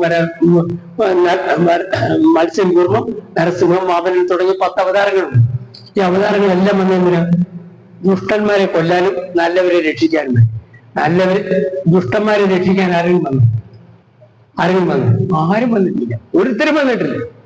അപ്പം പാപിയല്ലാതെ നരനില്ല ഭൂതലേ എന്ന് പറയുമ്പോൾ പാപികളെ രക്ഷിക്കാനായിട്ട് ആരും വന്നിട്ടില്ല. പാപികളെ രക്ഷിക്കാനായിട്ട് വന്ന ഏക വ്യക്തി കർത്താവായ യേശുക്രിസ്തു മാത്രമാണ്. അപ്പം ആകാശത്തിന് കീഴിൽ മനുഷ്യരുടെയിൽ നൽകപ്പെട്ട വേറെ ഒരു നാമോ ഇല്ല നാം രക്ഷിക്കപ്പെടാൻ. യേശുക്രിസ്തുവിന്റെ നാമം മാത്രമേ ഉള്ളൂ. ആ ക്രിസ്തു ആണ് ലോകത്തിന്റെ പാപത്തെ ചൂഴ്ന്നൊഴിച്ച ദൈവത്തിന്റെ രക്ഷാ നായകൻ. അപ്പം ആ കർത്താവിനെ കുറിച്ച് പഴയതിൽ പറഞ്ഞിട്ടുള്ള കാര്യം ഞങ്ങൾക്ക് സൂചന തന്നല്ലോ. ആ പറഞ്ഞതുപോലെയാണ് ക്രിസ്തു വന്നിട്ടുള്ളത്. പുതിയതായിട്ട് ഒരു കാര്യവും ഇവിടെ പറഞ്ഞിട്ടില്ല. അതുകൊണ്ട് ദൈവത്തിന്റെ പുസ്തകമാണ് പഴയ നിയമം, അതുപോലെ ദൈവത്തിന്റെ പുസ്തകമാണ് പുതിയ നിയമം. ഒന്ന് പ്രവചനം, മറ്റേത് നിവൃത്തീകരണം. ഒന്ന് നിഴല്, മറ്റേത് പൂർത്തീകരണം. മനസ്സിലായോ? ഒന്ന് ഒരുക്കം, മറ്റേത് അതിന്റെ പരസമാപ്തി. അപ്പം ഇത് അന്യോന്യം ബന്ധപ്പെട്ടതാണ്. ഒരിക്കലും രണ്ടല്ല. ഒന്നിനെ കുറിച്ച് പറയുമ്പോൾ മറ്റേതിനെ ചവിട്ടി പുറത്താക്കാൻ നോക്കരുത്. ചിലരങ്ങ് പുതിയതിനെ കുറിച്ച് പറയുമ്പോൾ പഴയതൊക്കെ അങ്ങനെ ഇങ്ങനെ എന്നൊക്കെ പറഞ്ഞ് അതിനെ കുറിച്ച് വളരെ മോശമായിട്ട് പറയാറുണ്ട്. അങ്ങനെയൊന്നും പറയാം. ദൈവം തന്നതൊന്നും മോശമല്ല, ദൈവം തന്നതെല്ലാം നല്ലതാണ്. അതിന്റെ ഉദ്ദേശം മനസ്സിലാക്കണം, അതിന്റെ സമയം മനസ്സിലാക്കണം. അപ്പൊ നമുക്ക് എല്ലാത്തിനെയും മാനിക്കാൻ സാധിക്കും. പഴയതിനെ മാനിക്കും, പുതിയതിനെ മാനിക്കും. പഴയതെടുക്കുമ്പോഴും ദൈവവചനമായിട്ട് എടുക്കും, പുതിയതെടുക്കുമ്പോഴും ദൈവവചനമായിട്ട് എടുക്കും. അങ്ങനെ ചെയ്യാവൂ. അതിനപ്പുറമായിട്ട് ചെയ്ത പാപമാണ് കേട്ടോ. അപ്പൊ നമ്മള് 5-ാമത്തെ അധ്യായത്തിൽ നമ്മൾ കണ്ടത് എന്താണ്? സ്വന്തമായിട്ട് ആരും മഹാപുരോഹിതന്മാരാകുന്നില്ല. ദൈവം ആക്കുന്നവർ മാത്രമേ അങ്ങനെ ആകുന്നു. അങ്ങനെ ആക്കപ്പെട്ട വ്യക്തിയാണ് അഹരോനെങ്കിൽ അതുപോലെ ആക്കപ്പെട്ട വ്യക്തിയാണ് വാഴ്ത്തപ്പെട്ട കർത്താവായ യേശുക്രിസ്തു, ദൈവത്തിന്റെ മശിഹ. അത് എങ്ങനെ തെളിയിക്കുന്നു? പഴയ നിയമത്തിൽ മുദ്രണി എടുത്ത് തെളിയിക്കുന്നു. എവിടുത്തെ മുദ്രണിയിൽ എടുത്തിരിക്കുന്നത്? 2-ാം സങ്കീർത്തനത്തിൽ 110-ാം സങ്കീർത്തനത്തിൽ. അവൻ കാര്യം മനസ്സിലായോ? മനസ്സിലായോ? ഇനി ആരെങ്കിലും ചോദിച്ചാൽ പറഞ്ഞു കൊടുക്കാൻ ഒക്കുമോ? പറ്റണം. ഇല്ലെങ്കിൽ മോശമാണ്. വെറുതെ ഇവിടെ വന്നിരുന്നിട്ട് പോയെന്ന് വരും. അപ്പം നമുക്ക് അന്നേരം 5-ാം അധ്യായത്തിൽ ഇനി ആർക്കെങ്കിലും സംശയം ബാക്കിയുണ്ടോ? ഒന്നുമില്ലല്ലോ. ആരെപ്പോഴും ചോദിച്ചാലും പറയുമല്ലോ. ചോദിക്കാൻ ആളിനെ കിട്ടണം അല്ലേ? 6-ാമത്തെ അധ്യായം. വിശ്വാസികളായ നാം വിശ്വാസ സത്യങ്ങൾ ഗ്രഹിക്കുന്നതിൽ എന്ന് ശിശുക്കളായിരിക്കാതെ പരിജ്ഞാനപൂർത്തി പ്രാപിപ്പാൻ ശ്രമിക്കണം. പരിജ്ഞാനപൂർത്തി പ്രാപിക്കാൻ ശ്രമിക്കണം. ദൈവം അനുവദിക്കുന്ന പക്ഷം നമുക്കത് സാധ്യമാകും. ഒരിക്കൽ പ്രകാശനം ലഭിച്ചിട്ട് സ്വർഗീയദാനം ആസ്വദിക്കുകയും പരിശുദ്ധാത്മാവിനെ പ്രാപിക്കുകയും ദൈവത്തിന്റെ നല്ല വചനവും വരുവാനുള്ള ലോകത്തിന്റെ ശക്തി ആസ്വദിക്കുകയും ചെയ്തവർ പിന്മാറിപ്പോയാൽ അവർ ദൈവപുത്രനെ വീണ്ടും ക്രൂശിക്കുന്നവരും അവന് ലോകാപവാദം വരുത്തുന്നവരും ആകൊണ്ട് അവരെ വീണ്ടും മാനസാന്തരത്തിലേക്ക് പുതുക്കുവാൻ കഴിവുള്ളത് അല്ല. ചുട്ടുകളകയത്രേ അതിന്റെ അവസാനം. ആവർത്തിച്ച് ലഭിക്കുന്ന അവസരങ്ങളും ദൈവാത്മാവിന്റെ ഇടപെടലും പാഴാക്കുന്നവർക്ക് നിത്യ നരകം മാത്രമേ ലഭിക്കൂ. സഹായമായിട്ടൊരു വാക്യം ഞാൻ എഴുതിയിട്ടുണ്ട്. ഉൽപ്പത്തി പുസ്തകം 6:3. അത് നോഹയുടെ സമയത്ത് ദൈവം പറഞ്ഞ കാര്യം. അവിടെ എന്താ പറഞ്ഞിരിക്കുന്നത്? എന്റെ ആത്മാവ് സദാകാലം മനുഷ്യരോട് ബാധിച്ചുകൊണ്ടിരിക്കുകയില്ലായിരുന്നു. ദൈവം എത്ര നാൾ ബാധിച്ചു അവരോട്? 120 വർഷം. എത്ര വർഷം ബാധിച്ചു? 120 വർഷം. 120 വർഷം നോഹ പ്രസംഗിച്ചു. അപ്പൊ ഈ 120 വർഷം ദൈവത്തിന്റെ ആത്മാവ് ഇങ്ങനെ കുത്തിക്കൊണ്ടിരിക്കുകയായിരുന്നു. മാനസാന്തരപ്പെടും. ഇല്ലെങ്കിൽ നശിച്ചു. എവിടെ മാനസാന്തരം? എങ്ങനെ നശിക്കും? അയ്യോ, വെള്ളം കയറിയിട്ട് മുഴുവൻ കൂടെ നശിക്കാൻ പോവാം. എവിടുന്ന് വെള്ളം വരാനാ? അന്ന് വരെ ഭൂമിയിൽ മഴ പെയ്തിരുന്നില്ല, മഞ്ഞുകൊണ്ട് ഭൂമി നനഞ്ഞിരുന്നു. അപ്പൊ ഇനി നടക്കാത്ത കാര്യം പറയാ നിങ്ങള്. ഇപ്പൊ നമ്മൾ പറയാം തീ കൊണ്ട് ദൈവം ലോകത്തെ ശുദ്ധീകരിക്കും എന്ന് പറഞ്ഞാൽ അവർ വിശ്വസിക്കത്തില്ല. അന്ന് വെള്ളം കൊണ്ടെന്ന് പറഞ്ഞപ്പോ വിശ്വസിച്ചില്ല. പിന്നെയും പറഞ്ഞുകൊണ്ടിരുന്നു. അപ്പൊ ഇന്ന് കഴിഞ്ഞ 2000 വർഷങ്ങളായിട്ട് യേശു കർത്താവിനെ കുറിച്ച് പ്രസംഗിക്കുന്നവരെ കഴുത്ത് കണ്ടിക്കുന്ന അല്ലാതെ വിശ്വസിക്കുന്നവര് കുറഞ്ഞു വരികയാണ്. എന്നാൽ ഒരവസാനം യെരൂശലേമിനെ നോക്കിയിട്ട് കർത്താവ് പറഞ്ഞു, ഇവിടെ കല്ലിന്റെ പുറത്ത്, ദേവാലയത്തെ നോക്കിയിട്ട് പറഞ്ഞു, ഇവിടെ കല്ലിന്റെ പുറത്ത് കല്ല് ശേഷിക്കാത്ത കാലം വരുമെന്ന് പറഞ്ഞു. യേശു കർത്താവിനെ ക്രൂശിക്കുന്നത് ക്രിസ്തു വർഷം 30-ലാണ്, AD 30-നടുത്താണ്. കാരണം ജനിച്ചത് BC 4-ലാണ്. അപ്പൊ അതുകൊണ്ട് 30-ലാണ് യേശു കർത്താവ് 33.5 വയസ്സിൽ മരിക്കുന്നത്. എന്നിട്ട് കർത്താവ് പറഞ്ഞു, ഈ ദേവാലയം കണ്ടില്ലേ, ഇവിടെ കല്ലിന്റെ പുറത്ത് കല്ല് ശേഷിക്കാത്ത കാലം വരും, നിങ്ങളെ സകല ജാതികളിലേക്കും ബദലായിട്ട് കൊണ്ടുപോകും, ജാതികളുടെ കാലം തികയോടെ യെരൂശലേം ജാതികൾ ചവിട്ടിക്കളയും. അങ്ങനെ വായിച്ചിട്ടില്ലേ? ലൂക്കോസിന് സുവിശേഷം 21-ാം അധ്യായം നോക്കി, 21-ന്റെ ആ ദേവാലയത്തെ കുറിച്ച് പറയാം. അത് വായിച്ചു. ചിലർ ദൈവാലയത്തെ കുറിച്ച് അത് മനോഹരമായ കല്ലുകളാലും വഴിപാടുകളാലും അലങ്കരിക്കപ്പെട്ടിരിക്കുന്നു എന്ന് പറഞ്ഞപ്പോൾ ഈ കാണുന്നതിൽ ഇടിഞ്ഞു പോകാതെ കല്ലിന്റെ ശേഷിക്കാത്ത കാലം വരും. ഇവിടെ 21-ാം അധ്യായത്തിൽ പറഞ്ഞിരിക്കുന്ന ഇതേ കാര്യം തന്നെ മത്തായിയുടെ സുവിശേഷം 24-ാം അധ്യായത്തിലും പറഞ്ഞിട്ടുണ്ട്. മനസ്സിലായോ? അവിടെ നിങ്ങൾ വായിച്ചു നോക്കണം. മത്തായിയുടെ സുവിശേഷം 24, മർക്കോസിന്റെ സുവിശേഷം 13. എന്നിട്ട് ഇവിടെ ഈ 21-ാം അധ്യായത്തിന്റെ 20-ാമത്തെ വാക്യം വായിച്ച്. ലൂക്കോസിന്റെ സുവിശേഷം 21-20. സൈന്യങ്ങൾ യെരൂശലേമിനെ വളഞ്ഞിരിക്കുന്നത് കാണുമ്പോൾ അതിന്റെ സൂര്യകാലം അടുത്തിരിക്കുന്നു എന്ന് അറിഞ്ഞുകൊള്ളുകയും അന്ന് യഹൂദയിലുള്ളവർ മലകളിലേക്ക് ഓടിപ്പോകട്ടെ, അതിന്റെ നടുവിലുള്ളവർ പുറപ്പെട്ടു പോകട്ടെ, നാട്ടുപുറങ്ങളിലുള്ളവർ അതിൽ കടക്കരുത്. എഴുതിയിരിക്കുന്നതെല്ലാം നിവർത്തിയാകേണ്ടതിന് ആ നാളുകൾ പ്രതികാര കാലമാകുന്നു. ആ കാലത്ത് ഗർഭിണികൾക്കും മുല കുടിപ്പിക്കുന്നവർക്കും അയ്യോ കഷ്ടം. ദേശത്ത് വലിയ ഞെരുക്കവും ഈ ജനത്തിന്റെ ക്രോധവും ഉണ്ടാകും. അവർ വാളിന്റെ വായ്ത്തലയാൽ വീഴുകയും അവരെ സകല ജാതികളിലേക്ക് ബദ്ധരായി കൊണ്ടുപോകുകയും ജാതികളുടെ കാലം തികയുവോളം ജാതികൾ അവിടെ നിർത്തട്ടെ. ജാതികളുടെ കാലം എന്ന് പറഞ്ഞൊരു കാലം ദൈവം നിശ്ചയിച്ചിട്ടുണ്ട്. ആ കാലം തികയുവോളം യെരൂശലേം ജാതികൾ ചവിട്ടിക്കളയും. എത്ര വർഷം ചവിട്ടി? ഈ 2000 വർഷം യെരൂശലേം ചവിട്ടിക്കളയും. മനസ്സിലായി? യേശുക്രിസ്തു പറഞ്ഞു, ദേവാലയം നോക്കിയിട്ട് പറഞ്ഞു, ഈ കല്ലിന്റെ പുറത്തൊരു കല്ല് ശേഷിക്കാത്ത കാലം വരുമെന്ന് പറഞ്ഞു. ഒന്നും നടന്നില്ല. അവരെന്ത് ചെയ്തു? ക്രിസ്ത്യാനികളെല്ലാം ഉപദ്രവിക്കാൻ തുടങ്ങി. ഭയങ്കരമായിട്ട് പീഡനം അടിച്ചു വിട്ടു. അവരുടെ നേതാവായിരുന്ന ആരെയാണ്, യാക്കോബിനെ അവര് കല്ലെറിഞ്ഞും അടിച്ചും കൊന്നു. അങ്ങനെ പീഡനം വർദ്ധിച്ചുകൊണ്ട് എബ്രായ ലേഖനം എഴുതിയത്, ആടിപ്പോയവരെ ഉറപ്പിച്ചു നിർത്താൻ വേണ്ടി. അതിനുശേഷം ഒരു 40 വർഷത്തോടെ കഴിഞ്ഞു. യേശു പറഞ്ഞു, ഇതൊക്കെ നിവൃത്തിയാകുമ്പോൾ ഈ തലമുറ മാറത്തിലെന്ന് പറഞ്ഞു. ചെറുക്കന്മാരൊക്കെ ഒന്ന് മിടുക്കന്മാരാകട്ടെ എന്ന് പറഞ്ഞു. 40 വർഷത്തോടെ കഴിഞ്ഞപ്പം എന്ത് ചെയ്തു? റോമാക്കാർ അവർക്കെതിരായിട്ട് വന്നു. AD 17 ചരിത്രമാണ്. അന്ന് കണ്ടുകിട്ടുന്നവർ ഇവരെന്ത് ചെയ്തു? ഈ യഹൂദന്മാര് കോട്ടവാതിലൊക്കെ അടച്ചിട്ട് ഇങ്ങനെ യുദ്ധത്തിന് വേണ്ടി ഒരുങ്ങിയിരിക്കായിരുന്നു. കിട്ടുന്നതിന് എന്ത് ചെയ്യുമായിരുന്നു? റോമാക്കാര് ക്രൂശിക്കുമായിരുന്നു, പിടിച്ച് ക്രൂശിക്കുമായിരുന്നു, ഉപദ്രവിക്കുമായിരുന്നു. അതിനുശേഷം അവസാനം കോട്ടവാതിലിന് തീ വെച്ച് അകത്തേക്ക് കയറി. 13.5 ലക്ഷം പേരെയാണ് ക്രിസ്തുവർഷം 70 കൊന്നുകളഞ്ഞത്, യഹൂദന്മാരെ. ആര്? റോമാക്കാര്. എന്നിട്ട് കുറെ പേരെ അടിമകളായിട്ട് പിടിച്ച് ഘോഷയാത്രയ്ക്ക് വേണ്ടി റോമിലേക്ക് കൊണ്ടുപോയി. ബാക്കി ആൾക്കാരെ എന്ത് ചെയ്തു? കുറെ പേരെ പിടിച്ച് ചന്തയെ കുടിച്ചെന്ന് അടിമകളായിട്ട് വിറ്റു. വാങ്ങാൻ ആളില്ലായിരുന്നാണ് ചരിത്രകാരന്മാർ പറയുന്നത്. ജോസിഫസ് അവരുടെ ചരിത്രകാരൻ തന്നെയാണ്. വാങ്ങാൻ ആളില്ലായിരുന്നു. അപ്പം അങ്ങനെ അന്ന് ചിതറിപ്പോയവര് 135 AD വീണ്ടും ഒരുമിക്കാൻ ശ്രമിച്ചു, റോമിനോട് മത്സരിക്കാൻ. അപ്പോഴേ നോ എൻട്രി, ഇനി ഇങ്ങോട്ട് പ്രവേശനമില്ലെന്ന് റോം പ്രഖ്യാപിച്ചു. അവർക്ക് അന്ന് ചിതറിപ്പോയവരാണ്. എത്ര നാളായി ചിതറിയിട്ട്? 2000 വർഷത്തോളം ആയില്ലയോ? അത്രയും പറയാൻ എന്താ ഒക്കാത്തത് അങ്ങോട്ട്? ക്രിസ്തുവർഷം 70 അവരെ ചിതറിച്ചത്. ഇവിടെ എഴുതിയിട്ടുണ്ട്, ലൂക്കോസിന്റെ സുവിശേഷത്തിന് മുമ്പേ നമ്മൾ വായിച്ചെന്താണ്? ജാതികളുടെ കാലം തികയോളം യെരൂശലേം ജാതികൾ ചവിട്ടിക്കളയും. അപ്പം ജാതികൾക്ക് ഒരു കാലം വെച്ചിട്ടുണ്ട്. ഇവിടെ ഇങ്ങനെ വലിയ മിടുക്കന്മാരിന് ചമയാൻ വേണ്ടി ഒരു കാലം ദൈവം വെച്ചിട്ടുണ്ട്. അതാണ് ഏതാണ്ട് 2000 വർഷം. ഈ 2000 വർഷം ആണോ അത് ശാലോടുണ്ടോ എന്ന് എനിക്കറിയത്തില്ല. ഏതായാലും ഈ ജാതികളുടെ കാലം തികയോളം യെരൂശലേം ജാതികൾ ചവിട്ടിക്കളയും. അവരന്ന് ചിതറിപ്പോയതാണ്, എങ്ങും ഒരു ആശ്രയമില്ലാതെ നടന്ന. അങ്ങനെ നടന്ന ഇവര് 1917 കുടിയേറാനും 1948 അല്പ സ്ഥലം സ്വന്തമായിട്ട് ലഭിക്കാനും 1967 യെരൂശലേം പിടിച്ചെടുക്കാനും 1984 യെരൂശലേം തലസ്ഥാനമാക്കാനും ഇപ്പോൾ ലോകത്തിന്റെ നടുവിൽ ഒരു ശക്തിയായിട്ട് വാഴാനും അവർക്ക് സാധിക്കും. സക്കറിയ പ്രവാചകന്റെ പുസ്തകത്തിൽ അവരെ ചിതറിക്കുമെന്നെഴുതി, അവരെ കൂട്ടിച്ചേർക്കുമെന്നെഴുതി, അവരെ ലോകാവസാനത്തിലെ ദൈവത്തിന്റെ രാജ്യം വരുന്നതിന് മുമ്പ് അവരെ ക്ഷീണിപ്പിക്കുന്ന കാര്യം മുമ്പ് ഞാൻ പറഞ്ഞായിരുന്നു, അത് നടക്കുമെന്ന്. അപ്പൊ എല്ലാം കൃത്യമായിട്ട് നടക്കുന്നു.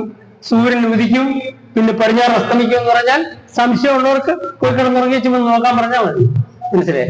തീർച്ചയായിട്ടും സാധിക്കും. കാണത്തില്ലേ? അതുപോലെ കൃത്യമായിട്ട് നടക്കുന്നുണ്ട്. അപ്പം യെരൂശലേമിനെ ഇപ്പം തിരിച്ചു കൊണ്ടുവന്നതിന്റെ അർത്ഥം എന്താണ്? ലോകാവസാനം അടുത്തുവല്ല. ലോകാവസാനം അടുത്തു. വിറ്റും നട്ടും പണതും വിഭാഗത്തിന് കൊടുത്തും വിവാഹം കഴിച്ചു ഇങ്ങനെ വളരെ തകൃതിയായിട്ട് ഇങ്ങനെ നടക്കുമ്പോൾ പെട്ടെന്ന് കണ്ണു മേയ്ക്കുന്നതിനിടയിൽ മരിച്ചവർക്ക് ജീവനോട് ശേഷിക്കുന്ന രൂപാന്തരമാണ്. അതുകൊണ്ട് നമ്മൾ കാലം തികഞ്ഞു എന്ന് പ്രസംഗിക്കേണ്ട സമയം അതിക്രമിച്ചിരിക്കുകയാണ്. കാലം തികഞ്ഞിരിക്കുന്നു. ഹോശയുടെ പുസ്തകം നമ്മൾ വായിക്കുമ്പോൾ അവിടെ നാം വായിക്കുന്നു, ദൈവം ഇസ്രായേലിനെ കടിച്ചു കയറുന്ന കാര്യം. എന്നിട്ട് അവിടെ തന്നെ പറയുന്നുണ്ട്, 2 ദിവസം കഴിഞ്ഞ് അവൻ നമ്മെ ജീവിപ്പിക്കും, 3-ാം ദിവസം നാം അവന്റെ മുമ്പാകെ ജീവിച്ച് നടക്കുന്നു. 2 ദിവസത്തെ കുറിച്ച് പറയുമ്പോൾ പത്രോസ് പറയുന്നുണ്ട്, 2 പത്രോസ് 3-ാം അധ്യായത്തിൽ പറയുന്നുണ്ട്, ദൈവത്തിന് 1000 സംവത്സരം ഒരു ദിവസം പോലെയാണ്, ഇന്നലെ കഴിഞ്ഞു പോയ ഒരു യാമം പോലെയാണ്. അപ്പം 1-ാമത്തെ നൂറ്റാണ്ടിൽ അവരെ ചിതറിച്ചെങ്കിൽ 2000 തയ്യാറായപ്പോഴത്തേക്ക് അവരെ കൂട്ടിച്ചേർത്തു. അവൻ ദൈവത്തിന് 1000 സംവത്സരം ഒരു ദിവസം പോലെയാണെന്ന് പത്രോസ് പറഞ്ഞത് കറക്റ്റാണ്, ഇല്ലേ? ആണോ? അപ്പൊ ഈ 3-ാമത്തെ ദിവസം ഏതാ? 1000 ആണ്ട് വാഴ്ച. ഏതാണ്? 1000 ആണ്ട് വാഴ്ച. അപ്പൊ ആ 2 ദിവസത്തിന്റെയും ഈ 3-ാമത്തെ ദിവസത്തിന്റെയും ഇടയ്ക്കുള്ള കൊച്ചൊരു ഒരു വിടവുണ്ട്. അതാണ് ഏതാ? ഈ ചെറിയ വിടവെന്ന് പറയാം അന്ത്യക്രിസ്തുവിന്റെ വാഴ്ചക്കാലം, പീഡനകാലം, മഹാപീഡനകാലം. അതാണ് 7 വർഷം.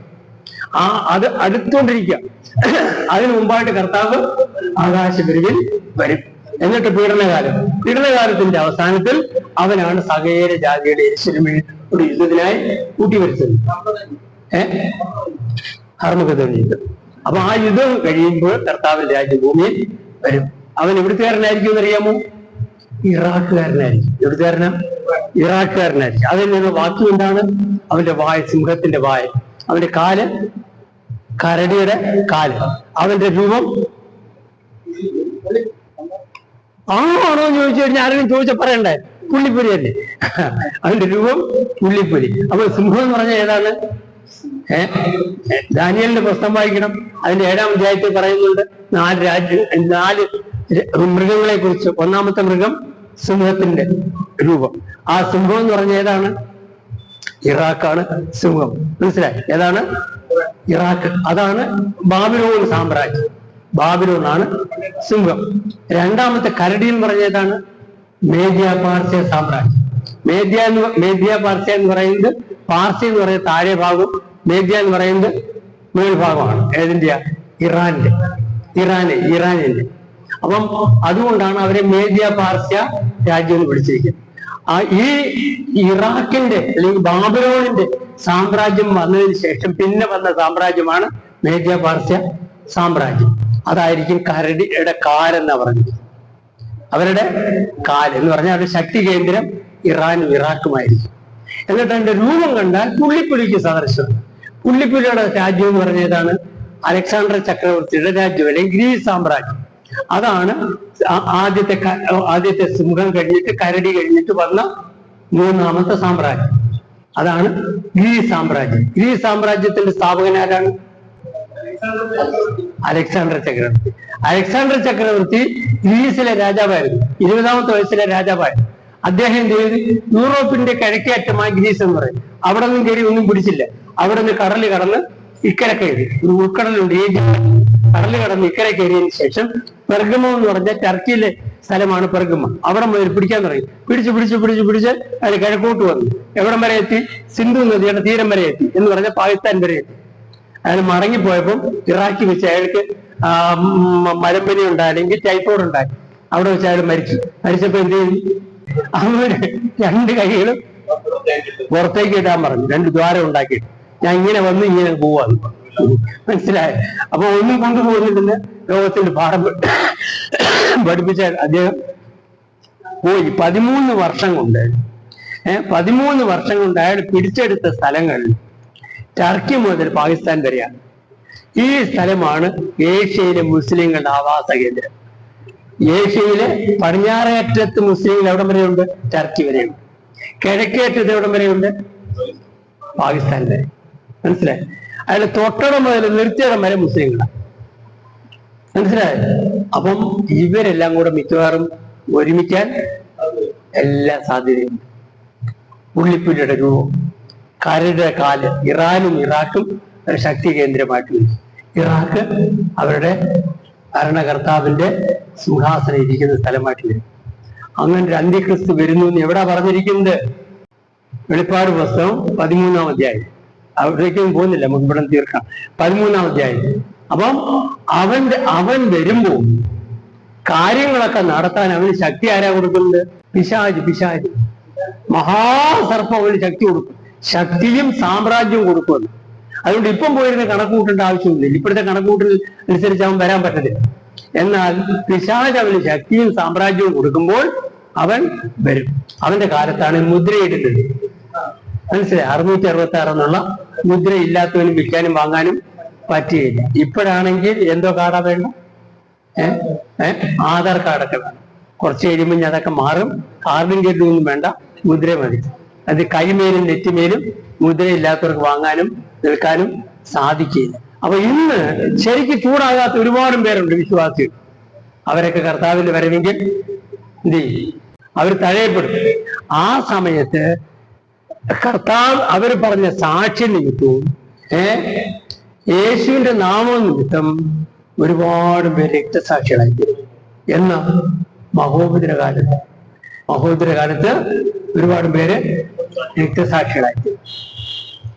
ഈ മഹോദരൻ കഴിഞ്ഞതിന് ശേഷം കർത്താവിന്റെ രാജ്യം ഭൂമിയിൽ സ്ഥാപിക്കപ്പെടുമ്പോഴത്തേക്കും ഈ രക്തസാക്ഷികളൊക്കെ ഉയർത്തെഴുന്നേൽക്കും. അവർ ക്രിസ്തുവിനോട് 1000 ആണ്ട് വാഴും. അത് ദിവസം എഴുതിയിട്ടുണ്ടോ? എവിടാ? വെളിപ്പാട് പുസ്തകത്തിൽ ഇവിടെ വായിച്ചു. ഞാൻ ന്യായാസനങ്ങളെ കണ്ടു, അവയിൽ ഇരിക്കുന്നവർക്ക് ന്യായവിധിയുടെ അധികാരം കൊടുത്തു. യേശുവിന്റെ സാക്ഷ്യവും ദൈവവചനവും നിമിത്തം തല ഛേദിക്കപ്പെട്ടവരും മൃഗത്തെയോ അതിന്റെ പ്രതിമയെയോ നമസ്കരിക്കാതിരുന്നവരും, മൃഗം എന്ന് പറഞ്ഞ അന്ത്യക്രിസ്തു, നെറ്റിയിലും കൈവേലും അതിന്റെ മുദ്ര കൈക്കൊള്ളാതിരുന്നവരുമായവരുടെ ആത്മാക്കളെയും ഞാൻ കണ്ടു. അവർ ജീവിച്ച് 1000 ആണ്ട് ക്രിസ്തുവിനോട് കൂടി വാണു. 1000 ആണ്ട് വാഴ്ചയ്ക്ക് മുമ്പാണ് ഇത് നടക്കുന്നത്. 1000 ആണ്ട് വാഴ്ചയിൽ അവരെല്ലാം ഉയർത്തെഴുന്നേറ്റ് 1000 ആണ്ട് വാഴ്ച കർത്താവിനോട് ചേരും. അങ്ങനെയാണ് കാര്യങ്ങളൊക്കെ പോകാൻ പോകുന്നത്. അതുകൊണ്ട് കാലം തികഞ്ഞു, എന്താ ദൈവരാജ്യം സമീപിച്ചിരിക്കുന്നു. ഒരുപാട് നീട്ടിക്കൊണ്ടു പോകുമെന്ന് വിചാരിക്കണ്ട കേട്ടോ. എപ്പോഴാണെന്ന് എനിക്കറിയത്തില്ല. ഞാൻ ആദ്യം പറഞ്ഞു തുടങ്ങിയത് കർത്താവ് യെരൂശലേമിനെ നോക്കി പറഞ്ഞെന്താണ്, ഇവിടെ കല്ലിന്മേൽ കല്ല് ശേഷിക്കാത്ത കാലം വരും. അവിടെ കല്ലെല്ലാം ശരിക്ക് ഉറച്ചവിടെ ഇരിക്കുമ്പോഴാണ് അവരെന്ത് ചെയ്ത് ക്രിസ്ത്യാനികളെ ശരിക്ക് ഉപദ്രവിക്കാൻ തുടങ്ങി. യാക്കോബിനെയൊക്കെ കൊന്നു കളഞ്ഞു, അവരെ പീഡിപ്പിച്ചു. ഭയങ്കരമായ പീഡനം ഉണ്ടായതുകൊണ്ട് അപ്പോസ്തലന്മാരൊഴികെ ബാക്കി എല്ലാവരെയും യെരൂശലേം വിട്ട് ചിതറിപ്പോയെന്ന് അപ്പോസ്തല പ്രവർത്തനം വായിക്കുന്നു. എന്നാൽ കൃത്യമായിട്ട് 40 വർഷം കഴിഞ്ഞപ്പോൾ ക്രിസ്തു വർഷം 70 അക്ഷരീയമായിട്ട് ഒരു വള്ളിയെങ്കിലും പുള്ളിയെങ്കിലും മാറാതെ നടന്നു. മനസ്സിലായി? തിരുവനന്തപുരത്ത് 10 ലക്ഷം പേരെ ഒപ്പിക്കാനായിട്ട് നിയമം കൂടെ ചേർത്താണ് കോർപ്പറേഷൻ ഉണ്ടാക്കിയത്. എന്തിനാ? 10 ലക്ഷം ആൾക്കാരുണ്ടാകണം എന്ന് പറഞ്ഞിട്ട് ഒരു കോർപ്പറേഷൻ ആക്കണം. അന്ന് 13.5 ലക്ഷം പേരെ 2000 വർഷങ്ങൾ മുമ്പ് കൊന്നുകളഞ്ഞു. ചെറിയ കാര്യമാണ്, രക്തപ്പുഴയായി.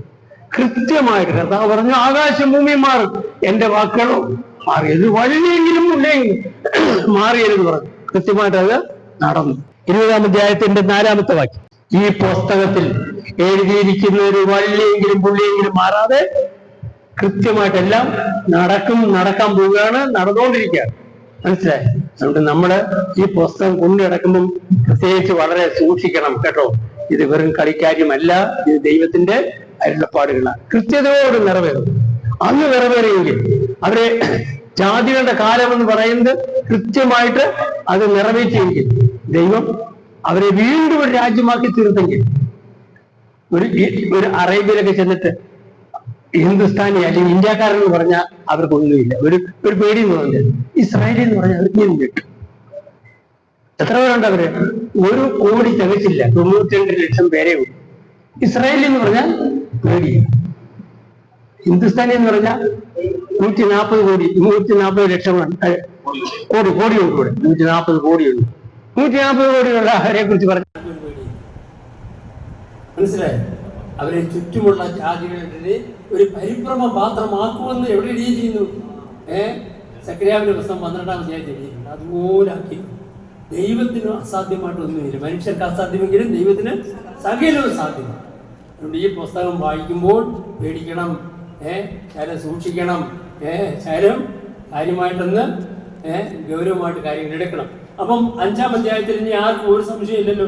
6-ാം അധ്യായത്തിലേക്ക് അത് 6-ാം അധ്യായം ഞാൻ വായിക്കുന്നതിനോട്ട്, വിശ്വാസികളായ നാം വിശ്വാസ സത്യങ്ങൾ ഗ്രഹിക്കുന്നതിൽ എന്നും ശിശുക്കളായിരിക്കാതെ പരിജ്ഞാന പൂർത്തി പ്രാപിക്കണം. ഹോശ 6:6 അവിടെ പറയുന്നു, ദൈവം 6:6 എന്ന് വായിച്ചു. ഹോശ 6:6 യാഗത്തിലല്ല ദയയിലും ഹോമയാഗങ്ങളെക്കാൾ ദൈവപരിജ്ഞാനത്തിലും ഞാൻ പ്രസാദിക്കുന്നു. മതി. യാഗത്തിലല്ല ദയയിലും ഹോമയാഗങ്ങളെക്കാൾ ദൈവപരിജ്ഞാനത്തിൽ ഞാൻ പ്രസാദിക്കും ദൈവം പറയുന്നു. അതുകൊണ്ട് പരിജ്ഞാനം പ്രാപിക്കാതെ എന്ന് ശിശുക്കളായിട്ട് ഈ പാല് കുടിക്കുന്ന കുഞ്ഞിനെ പോലെ വിശ്വാസികൾ കഴിയാൻ പാടില്ല. അതാണ് 6-ാം അധ്യായത്തിന്റെ സന്ദേശം. അവർ പരിജ്ഞാന പൂർത്തി പ്രാപിക്കണം. എന്നിട്ട് പറയാണ്, ദൈവം അനുവദിക്കുന്ന പക്ഷെ നമുക്കത് സാധ്യമാകും തുടർന്ന് പറയുന്നുണ്ട്. അത് നമ്മൾക്ക് വേണമെങ്കിൽ വായിച്ച് കേൾപ്പിക്കാം. ഒരിക്കൽ പ്രകാശനം ലഭിച്ചിട്ട് സ്വർഗീയദാനം ആസ്വദിക്കുകയും പരിശുദ്ധാത്മാവിനെ പ്രാപിക്കുകയും ദൈവത്തിന്റെ നല്ല വചനവും വരുവാനുള്ള ലോകത്തിന്റെ ശക്തിയും ആസ്വദിക്കുകയും ചെയ്തവർ പിന്മാറിപ്പോയാൽ അവർ ദൈവോത്തരനെ വീണ്ടും ക്രൂശിക്കുന്നവരും അവൻ ലോകാപവാദം വരുത്തുന്നവരും ആകൊണ്ട് അവരെ വീണ്ടും മാനസാന്തരത്തിലേക്ക് പുതുക്കുവാൻ കഴിവുള്ളതല്ല, ചുട്ടുകളകെ അത്ര അതിൻ്റെ അവസാനം. ചിലരുണ്ടല്ലോ എത്ര നാളായാലും ശരിയാകത്തില്ല, പള്ളിയിലൊക്കെ വരും, കാര്യങ്ങൾക്കൊക്കെ പങ്കെടുക്കും, സ്തോത്രാഴ്ചയൊക്കെ ഇടും. ആള് ഇതുവരെയൊന്നും റെഡിയായിട്ടില്ല. പരിശുദ്ധാത്മാവിനെ പ്രാപിക്കുകയും ദൈവത്തിന്റെ നല്ല വചനവും വരുവാനുള്ള ലോകത്തിന്റെ ശക്തിയും ആസ്വദിക്കുകയും ചെയ്തവർ പിന്മാറിപ്പോയാൽ അവർ ദൈവപുത്രനെ വീണ്ടും ക്രൂശിക്കുന്നവരും അവന് ലോകാപവാദം വരുത്തുന്നവരും ആകൊണ്ട് അവരെ വീണ്ടും മാനസാന്തരത്തിലേക്ക് പുതുക്കുവാൻ കഴിവുള്ളതല്ല. ചുട്ടുകളകയത്രേ അതിന്റെ അവസാനം. എന്നിട്ട് പറയുകയാണ്, ആവർത്തിച്ച് ലഭിക്കുന്ന അവസരങ്ങളും ദൈവാത്മാവിന്റെ ഇടപെടലും പാഴാക്കുന്നവർക്ക് നിത്യനരകം മാത്രമേ ലഭിക്കുകയുള്ളൂ. അതിന് ഉദാഹരണമായിട്ടാണ് ഏത് വായിച്ചത്? ഉൽപ്പത്തി പുസ്തകം 6-ാം അധ്യായത്തിന് 3-ാം വാക്യം. അവിടെ എന്താ പറയുന്നത്? എൻ്റെ ആത്മാവ് സദാ മനുഷ്യനോട് വാദിച്ചുകൊണ്ടിരിക്കുക. നോഹ പ്രസംഗിച്ച് പ്രസംഗിച്ച് പ്രസംഗിച്ച് വയസ്സനായപ്പോൾ എത്ര പേര് കുറ്റം പറഞ്ഞാണ്. ഈ കളവൻ ഒരു പണിയില്ല. ഞാൻ ജനിച്ചപ്പോൾ മുതലേ കാര്യങ്ങളൊന്ന് പ്രസംഗിക്കാം. ഇപ്പം വെള്ളം വരുവേ, എല്ലാം മുങ്ങിപ്പോവേ, ഇങ്ങനെ പെട്ടി കയറുന്നവർ മാത്രം രക്ഷപ്പെടുവേ. ഇയാളുടെ പ്രസംഗമാണ്. ഇങ്ങനെ പെട്ടി ഉണ്ടാക്കി വെച്ചിട്ടുണ്ട്. എത്ര മുഴ നീളമുണ്ട്? 300 മുഴ നീളവും 50 മുഴ വീതിയും 30 മുഴ ഉയരും. അപ്പൊ അങ്ങനെയുള്ളൊരു പെട്ടി ഉണ്ടാക്കി വെച്ചിട്ടുണ്ട്. ഇങ്ങനെ പറയാണ് അതിനകത്ത് കയറിയാലേ രക്ഷപ്പെടുന്നു. അങ്ങനെ പറഞ്ഞു പറഞ്ഞു പറഞ്ഞു പറഞ്ഞു കാലം തികഞ്ഞു. 120 വർഷം ദൈവാത്മാവ് പ്രവർത്തിച്ചു. ഒരുത്തിനും മാനസാന്തരപ്പെട്ടില്ല. അവസാനം ദൈവൻ നോഹയോടെ പറഞ്ഞു, നീ ഒരു കാര്യം ചെയ്യും, കഥ അടയ്ക്കാൻ പറഞ്ഞു. കഥ അടച്ചു. അകത്ത് കയറിയിട്ട് കഥ അടയ്ക്കാൻ പറഞ്ഞു. എല്ലാവരും അകത്ത് കയറി കഥ അടച്ചു. പിന്നെ വല്ലതും നടന്നു. ഉടനെ മഴ പെയ്തു. എത്ര ദിവസം കഴിഞ്ഞു? 7 ദിവസം കഴിഞ്ഞിട്ടാണ് മഴ പെയ്തത്. അകത്ത് കയറി ഇരുന്നിട്ടും മഴയൊന്നും പെയ്തില്ല. അപ്പം പുറത്തു നിന്നതെന്ന് പറഞ്ഞാണ്, കണ്ടില്ലേ അങ്ങേരെ അകത്ത് കയറി ഇരുന്ന് കഥ അടച്ചിരിക്കുകയാണ്, ഇപ്പം പെയ്യുമെന്ന് പറഞ്ഞു. ഇല്ലേ? 7 ദിവസം കഴിഞ്ഞപ്പോൾ മഴ പെയ്യാൻ തുടങ്ങി. പിന്നെന്ത് ചെയ്തു? മഴ നിൽക്കുന്നില്ല. ഏത് മഴ നിൽക്കുന്നില്ലേ പറയാറുള്ളത്? നിൽക്കുന്നില്ല. 40 രാവും 40 പകലും പെയ്തുകൊണ്ടേയിരുന്നു. 150 മുഴം ഉയരത്തിലേക്ക്, ഏറ്റവും ഉയരമുള്ള മലയുടെ മുകളിൽ 150 മുഴം ഉയരത്തിലേക്ക് വെള്ളം പോകും. അപ്പം അങ്ങനെ 150 ദിവസം 150 ദിവസം വെള്ളം 150 മുഴം മുകളിലേക്ക് പോകും. 40 ദിവസമേ മഴ പെയ്യും. വെള്ളം പിന്നെയും പൊങ്ങിക്കൊണ്ടേയിരുന്നു. എന്നിട്ട് എന്ത് ചെയ്തു? ഏതാണ്ട് ഒരു വർഷത്തോളം വെള്ളത്തിനടി കിടന്നു പോകും. വെള്ളത്തിനടിയിൽ ആയിരുന്നു പോകും. അതിനുശേഷമാണ് ദൈവം മാറ്റിയത്, പ്രളയം മാറ്റിയത്. ആർക്കും രക്ഷപ്പെടാൻ സാധിച്ചിട്ടില്ല. ഏതെങ്കിലും മരത്തെ തൂങ്ങിക്കിടന്നിട്ടുള്ളതൊക്കെ അവിടെ കിടക്കത്തുള്ളൂ. മനസ്സിലായി? ഒരു തന്നെ രക്ഷപ്പെട്ടിട്ടില്ല. അപ്പോൾ അങ്ങനെ ദൈവം കൃത്യതയോടുകൂടി അന്ന് കാര്യങ്ങൾ ചെയ്തു. അതുപോലൊരു കാലമായിരിക്കും കർത്താവിൻ്റെ വരവെന്ന് പറഞ്ഞിട്ടുണ്ട്. നോഹയുടെ കാലം പോലെ ആകും പറഞ്ഞിട്ടില്ലേ? പറഞ്ഞിട്ടുണ്ട്. അപ്പം ദൈവത്തിൻ്റെ വചനത്തിന് സത്യങ്ങൾ എപ്പോഴും സത്യമാണ്. ദൈവം തൻ്റെ ആത്മാവിനെ കൊണ്ട് നമ്മളോട് ഇടപെട്ടുകൊണ്ടിരുന്നാലും ഇങ്ങനെ കുത്തിക്കൊണ്ടിരുന്നാലും മാനസാന്തരപ്പെടുന്നില്ല എങ്കിൽ എന്ത് ചെയ്യും? ചുട്ടുകളകാത്രേ അതിൻ്റെ അവസാനം. അപ്പം ഇവിടെ നോക്കുക, കലപ്പയ്ക്ക് കൈവച്ചിട്ട് പുറകോട്ട് നോക്കുന്നവൻ ആരും ദൈവരാജ്യത്തിന് കൊള്ളാകുന്നവനല്ല എന്ന് കർത്താവ് ലൂക്കോസിന്റെ സുവിശേഷം 9:62 പറഞ്ഞിട്ടുണ്ട്. കലപ്പയ്ക്ക് കൈവച്ചിട്ട് പുറകോട്ട് നോക്കുന്നവൻ വലിയ കാര്യമായിട്ടൊക്കെ ഉത്സാഹമായിട്ടൊക്കെ കർത്താവിന് വിശദമായി സ്വീകരിച്ചു, സ്നാനപ്പെട്ടു, കൂട്ടായ്മയിലൊക്കെ പോയി. അതിനുശേഷം ഇച്ചിരിയൊക്കെ കാര്യങ്ങളൊക്കെ പഠിക്കാൻ തുടങ്ങി. കൂട്ടുകാരുമായിട്ട് ഇച്ചിരിയൊക്കെ അഭിപ്രായങ്ങളൊക്കെ പറയാൻ തുടങ്ങി. പിന്നെ ചർച്ച ചെയ്യാൻ തുടങ്ങി. ശാസ്ത്രീയമാണോ എന്നൊക്കെ ചോദിക്കാൻ തുടങ്ങി. അതിനുശേഷം ഒരു കൂട്ടുകാരൻ പറഞ്ഞു, അല്ലടാ നിന്റെ അപ്പൻ്റെ അപ്പന്മാർക്ക് പണ്ട് വാലുണ്ടായിരുന്നു, അത് മുറ്റിയാണ് നിങ്ങളുടെ അപ്പന്മാരുണ്ടായത് എന്നൊക്കെ പറഞ്ഞ് എന്നാ അതാ ശരി. കുരങ്ങിന്റെ വാല് മുറിച്ചാൽ മനുഷ്യനാകും? ഒരിക്കലും ആകില്ല. അതും പറഞ്ഞുകൊണ്ടൊക്കെ മിടുക്കന്മാരത് പറഞ്ഞു. അപ്പോൾ ഇതുപോലെ ഭോഷന്മാർ ലോകത്തിലുണ്ടാവും. അപ്പം ഇതാണ് ഇന്ന് ലോകത്തിന്റെ ഗതി. അപ്പം എന്നാൽ ദൈവത്തിന്റെ വചനം പറയുന്നു, കലപ്പയ്ക്ക് കൈവച്ചിട്ട് പുറകോട്ട് നോക്കുന്നവൻ ആരും ദൈവരാജ്യത്തിന് കൊള്ളാകുന്നവനല്ല. ഇവരെ കുറിച്ച് ഇങ്ങനെ സംസാരിക്കുന്നുവെങ്കിൽ തുടർന്ന് പറയുന്നുണ്ട്, ശുഭമേറിയതും രക്ഷയ്ക്ക് ഉതകുന്നതും വിശ്വസിക്കുന്നതും അവരുടെ കഴിഞ്ഞകാല പ്രവൃത്തിയും വിശുദ്ധന്മാരെ ശുശ്രൂഷിച്ചതും മറന്നു കളയുവാൻ ദൈവം അനീതിയുള്ളവനല്ല എന്നും. എന്ന് പറഞ്ഞ കഴിഞ്ഞ കാലത്ത് ആരംഭ സമയത്ത് അവര് ഒരുപാട് നഷ്ടങ്ങൾ സഹിച്ചിട്ടുണ്ട്, വിശുദ്ധന്മാരെ ശുശ്രൂഷിച്ചിട്ടുണ്ട്, ഒക്കെ ചെയ്തിട്ടുണ്ട്. എന്നാൽ ഇപ്പം പിന്മാറുക. അങ്ങനെയുള്ളവരോട് ദൈവം പറയുന്നു എന്താണ്? നീ എത്ര കൂടിയ പ്രവൃത്തി ചെയ്തിട്ടുണ്ടെങ്കിലും നീ സ്ഥിരതയുള്ളവനായില്ല എങ്കിൽ ചുട്ടുകളകയാണ് അവസാനം, രക്ഷപ്പെടത്തില്ല. എന്നാൽ ചില ഉപദേശിമാരൊക്കെ ഇതെല്ലാം മറച്ചു വയ്ക്കും. സോപ്പ് സൂപ്പ് സാൽവേഷൻ എന്നാണ് പറയുന്നത്. എന്ന് പറഞ്ഞാൽ സോപ്പിട്ട് ക്ലീൻ ചെയ്യുക, സൂപ്പ് കൊടുത്ത് കുറ്റിപ്പിടുത്തുക, അങ്ങനെയുള്ള രക്ഷ.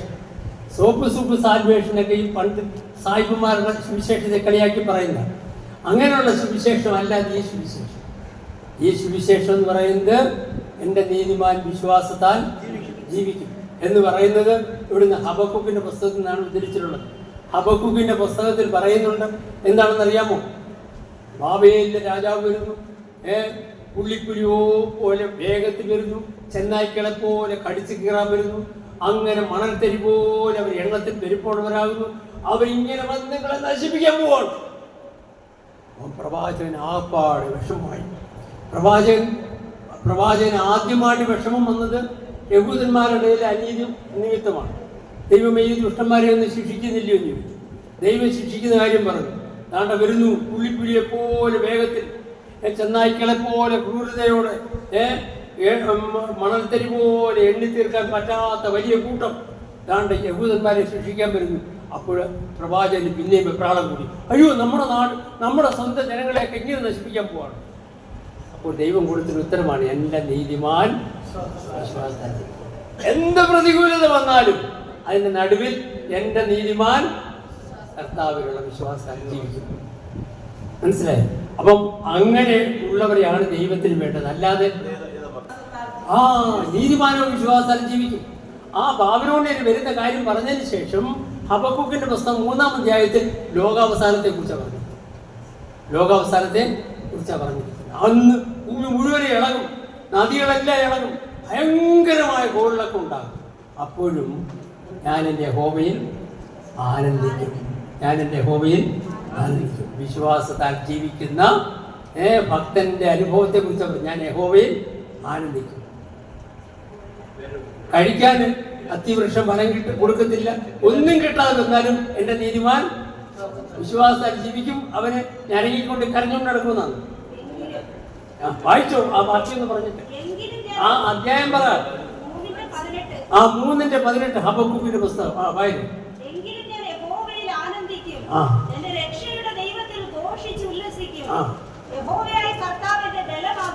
അതാണ് നീതിമാന്റെ സാക്ഷി. മനസ്സിലായി? അപ്പൊ അതിനു മുമ്പ് പറയുന്നുണ്ട്, അത്തിവൃക്ഷം ഫലം കൊടുക്കത്തില്ല, കാര്യങ്ങളൊക്കെ പ്രതികൂലമാക്കുമെന്ന് പറയും. അപ്പോഴും പതറിപ്പോകാതെ നിൽക്കുന്നവനാണ് സ്വർഗരാജ്യത്തിൽ പ്രവേശിക്കുന്നത്. അല്ലാതെ ചെറിയ ഒരു കൊച്ചു കാര്യം വരുമ്പോൾ, ഒരു കല്യാണത്തിന്റെ കാര്യം വന്നു, അന്ന് അടിച്ചു പിരിഞ്ഞു, എല്ലാം കൂടെ നാല് വഴിക്കോട്ട് പോയി. ഇത് ഹെബ്രോൻ ബ്രദറൻ അസംബ്ലി, ഇത് ഷാലേം ബ്രദറൻ അസംബ്ലി, അത് മറ്റേ വേറെ ബഥേൽ ബ്രദറൻ അസംബ്ലി എന്ന് പറഞ്ഞ് കൂടിയിട്ട് ആത്മാവിന് സത്യത്തിലും കൂടെ അങ്ങോട്ട് ആരാധന തുടങ്ങിക്കഴിഞ്ഞാൽ കമ്പയർ അടിച്ചങ്ങോട്ട് ഇളക്കി കൊടുത്ത് സ്വർഗം അങ്ങ് പ്രസാദിക്കൂ. നമ്മുടെ അഡ്ജസ്റ്റ്മെന്റിനനുസരിച്ച് നിൽക്കുന്ന ആളല്ല ദൈവം. നമ്മൾ ഓരോ കാര്യങ്ങളൊക്കെ ഇങ്ങനെ അഡ്ജസ്റ്റ് ചെയ്ത് ശരിയാക്കി എടുക്കുന്നവരുണ്ടല്ലോ. തുടച്ചൊക്കെ പണ്ട് വീണ വിടവെല്ലാം ശരി പുട്ടിയൊക്കെ അടിച്ച് അന്നേരം ശരിയാക്കി അതിന്റെ പുറത്തൊരു പെയിന്റൊക്കെ അടിച്ചപ്പോൾ കുഴപ്പമില്ല, പൊട്ടലൊന്നുമില്ല, ഇവിടെ വിടവൊന്നും ഇല്ലെന്ന് പറയും. ഇതൊന്നും ഇങ്ങനെ ഒപ്പിച്ചേരുന്ന ആളല്ല ആര്? നമ്മുടെ തുള്ളലിനനുസരിച്ച് ആടുന്ന ആളല്ല ദൈവം. അതുകൊണ്ട് നമ്മുടെ ദൈവത്തെ കുറിച്ച് ശാലം സൂക്ഷിച്ചു വേണം ചിന്തിക്കാൻ. നമ്മുടെ ദൈവത്തെ മറക്കുന്നവരെ ഇത് എവിടെ എഴുതിയിരിക്കുന്നത്? 50-ാം സങ്കീർത്തനത്തിൽ എഴുതിയിരിക്കുകയാണ്. എന്താ? ദൈവത്തെ മറക്കുന്നവരെ ഇത് ഓർത്തുകൊള്ളുന്നു, അല്ലെങ്കിൽ ഞാൻ നിങ്ങളെ കീറിക്കളയും, വിടുവിപ്പാൻ ആരുമില്ല. അതുകൊണ്ട് നാം ദൈവത്തോടെ കളിക്കുന്നത്, ദൈവത്തിന്റെ കാര്യങ്ങൾ വെച്ച് കളിക്കുന്നതൊക്കെ വളരെ സൂക്ഷിക്കണം. എത്ര വലിയ ആളായാലും തമ്പുരാനായിട്ട് കളിപ്പിക്കാൻ നടക്കരുത്. തമ്പുരാന്റെ പുസ്തകം വേണ്ടാതെ ഉദ്ധരിക്കരുത്. വളരെ സൂക്ഷിച്ചു വേണം കാര്യങ്ങളൊക്കെ കൈകാര്യം ചെയ്യും. യഹോവയെ ഭയപ്പെട്ട് അവന്റെ വഴിയിൽ നടക്കുന്നവൻ ഭയമില്ലാതെ. സർക്കസ് കളിക്കുന്നവരൊക്കെ ഭാഗ്യദോഷികളാണ്. സർക്കസ് കളിക്കുന്നവർ, ഇന്ന് സർക്കസ് കളിക്കുന്നവർ ഒരുപാട് പേരുണ്ട്. പാര വെക്കും, പിന്നെ വേല വെക്കും ഒക്കെ നടത്തിയിട്ട് പറയും വേലയാണെന്ന് പറയും. എന്തുവാ? കർത്താവിന്റെ വേല. അതാണ് പാരവെപ്പും വേലവെപ്പും.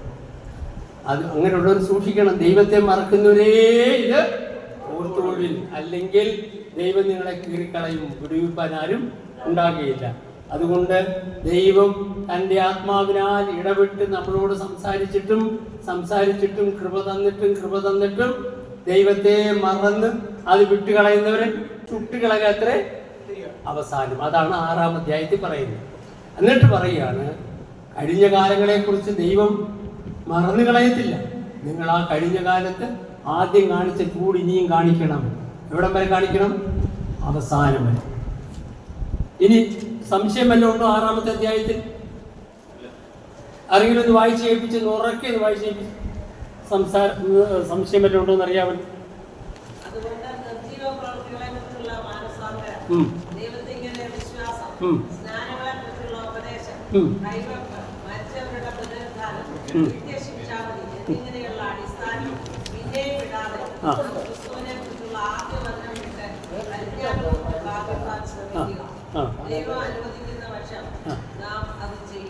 വായിച്ചു.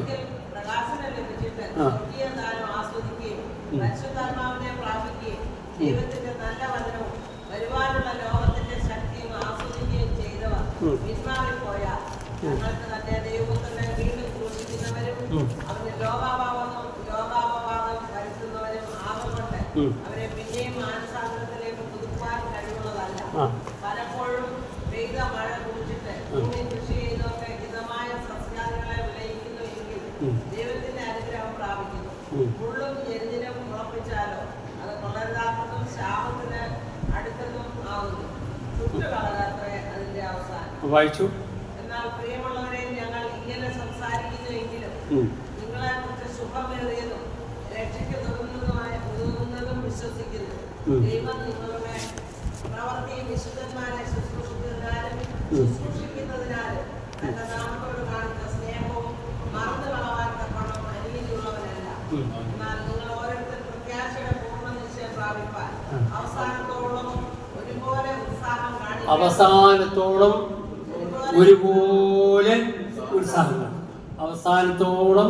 ഒരുപോലെ ഉത്സാഹം കാണിക്കണം. ആ ഉത്സാഹം കുറപ്പിക്കുന്ന ഉപദേശം ആരും കൊടുക്കരുത്. ഉത്സാഹമില്ലാതെ നടക്കുന്നവരോട് സാരമില്ല എല്ലാം അവിടെ കാണും, കർത്താവ് ഉടനെ വരും, നിങ്ങളെല്ലാം കൊണ്ടുപോകും, ഞങ്ങളെ കൊണ്ടുപോകും എന്നും പറഞ്ഞ് അവരെ ആശ്വസിപ്പിക്കുന്ന പണി നടക്കരുത്. വേദപുസ്തകത്തിൽ എഴുതിയിരിക്കുന്നത് എന്താണ്? അവസാനത്തോളം ഉത്സാഹം കാണിക്കണം.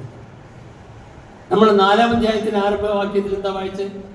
നിങ്ങളിൽ ആർക്കെങ്കിലും ആ സ്വസ്ഥത ലഭിക്കാതെ പോയി എന്ന് വരാതിരിക്കാൻ നാം ഭയപ്പെടുക എന്നാണ് എഴുതിയത്. ഇവിടെ എഴുതിയിരിക്കുന്നത് അവസാനത്തോളം ഉത്സാഹം കാണിക്കണം. ചതഞ്ഞെന്നുള്ള പണിയൊന്നും നടപ്പാകുകയില്ല. അതൊന്നും ദൈവം കൈക്കൊള്ളത്തില്ല.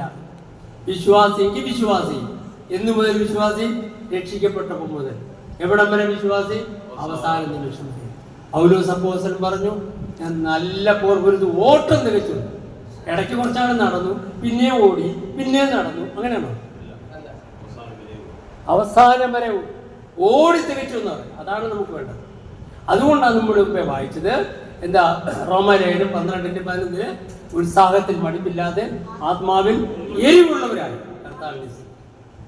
എരിവുള്ളവരും ഉത്സാഹം ഉള്ളവരും ആരൊക്കെയാണെന്ന് നമുക്ക് മനസ്സിലാവും. അപ്പം 6-ാം അധ്യായം കഴിഞ്ഞല്ലോ, ഇല്ലയോ? സംശയമില്ലല്ലോ.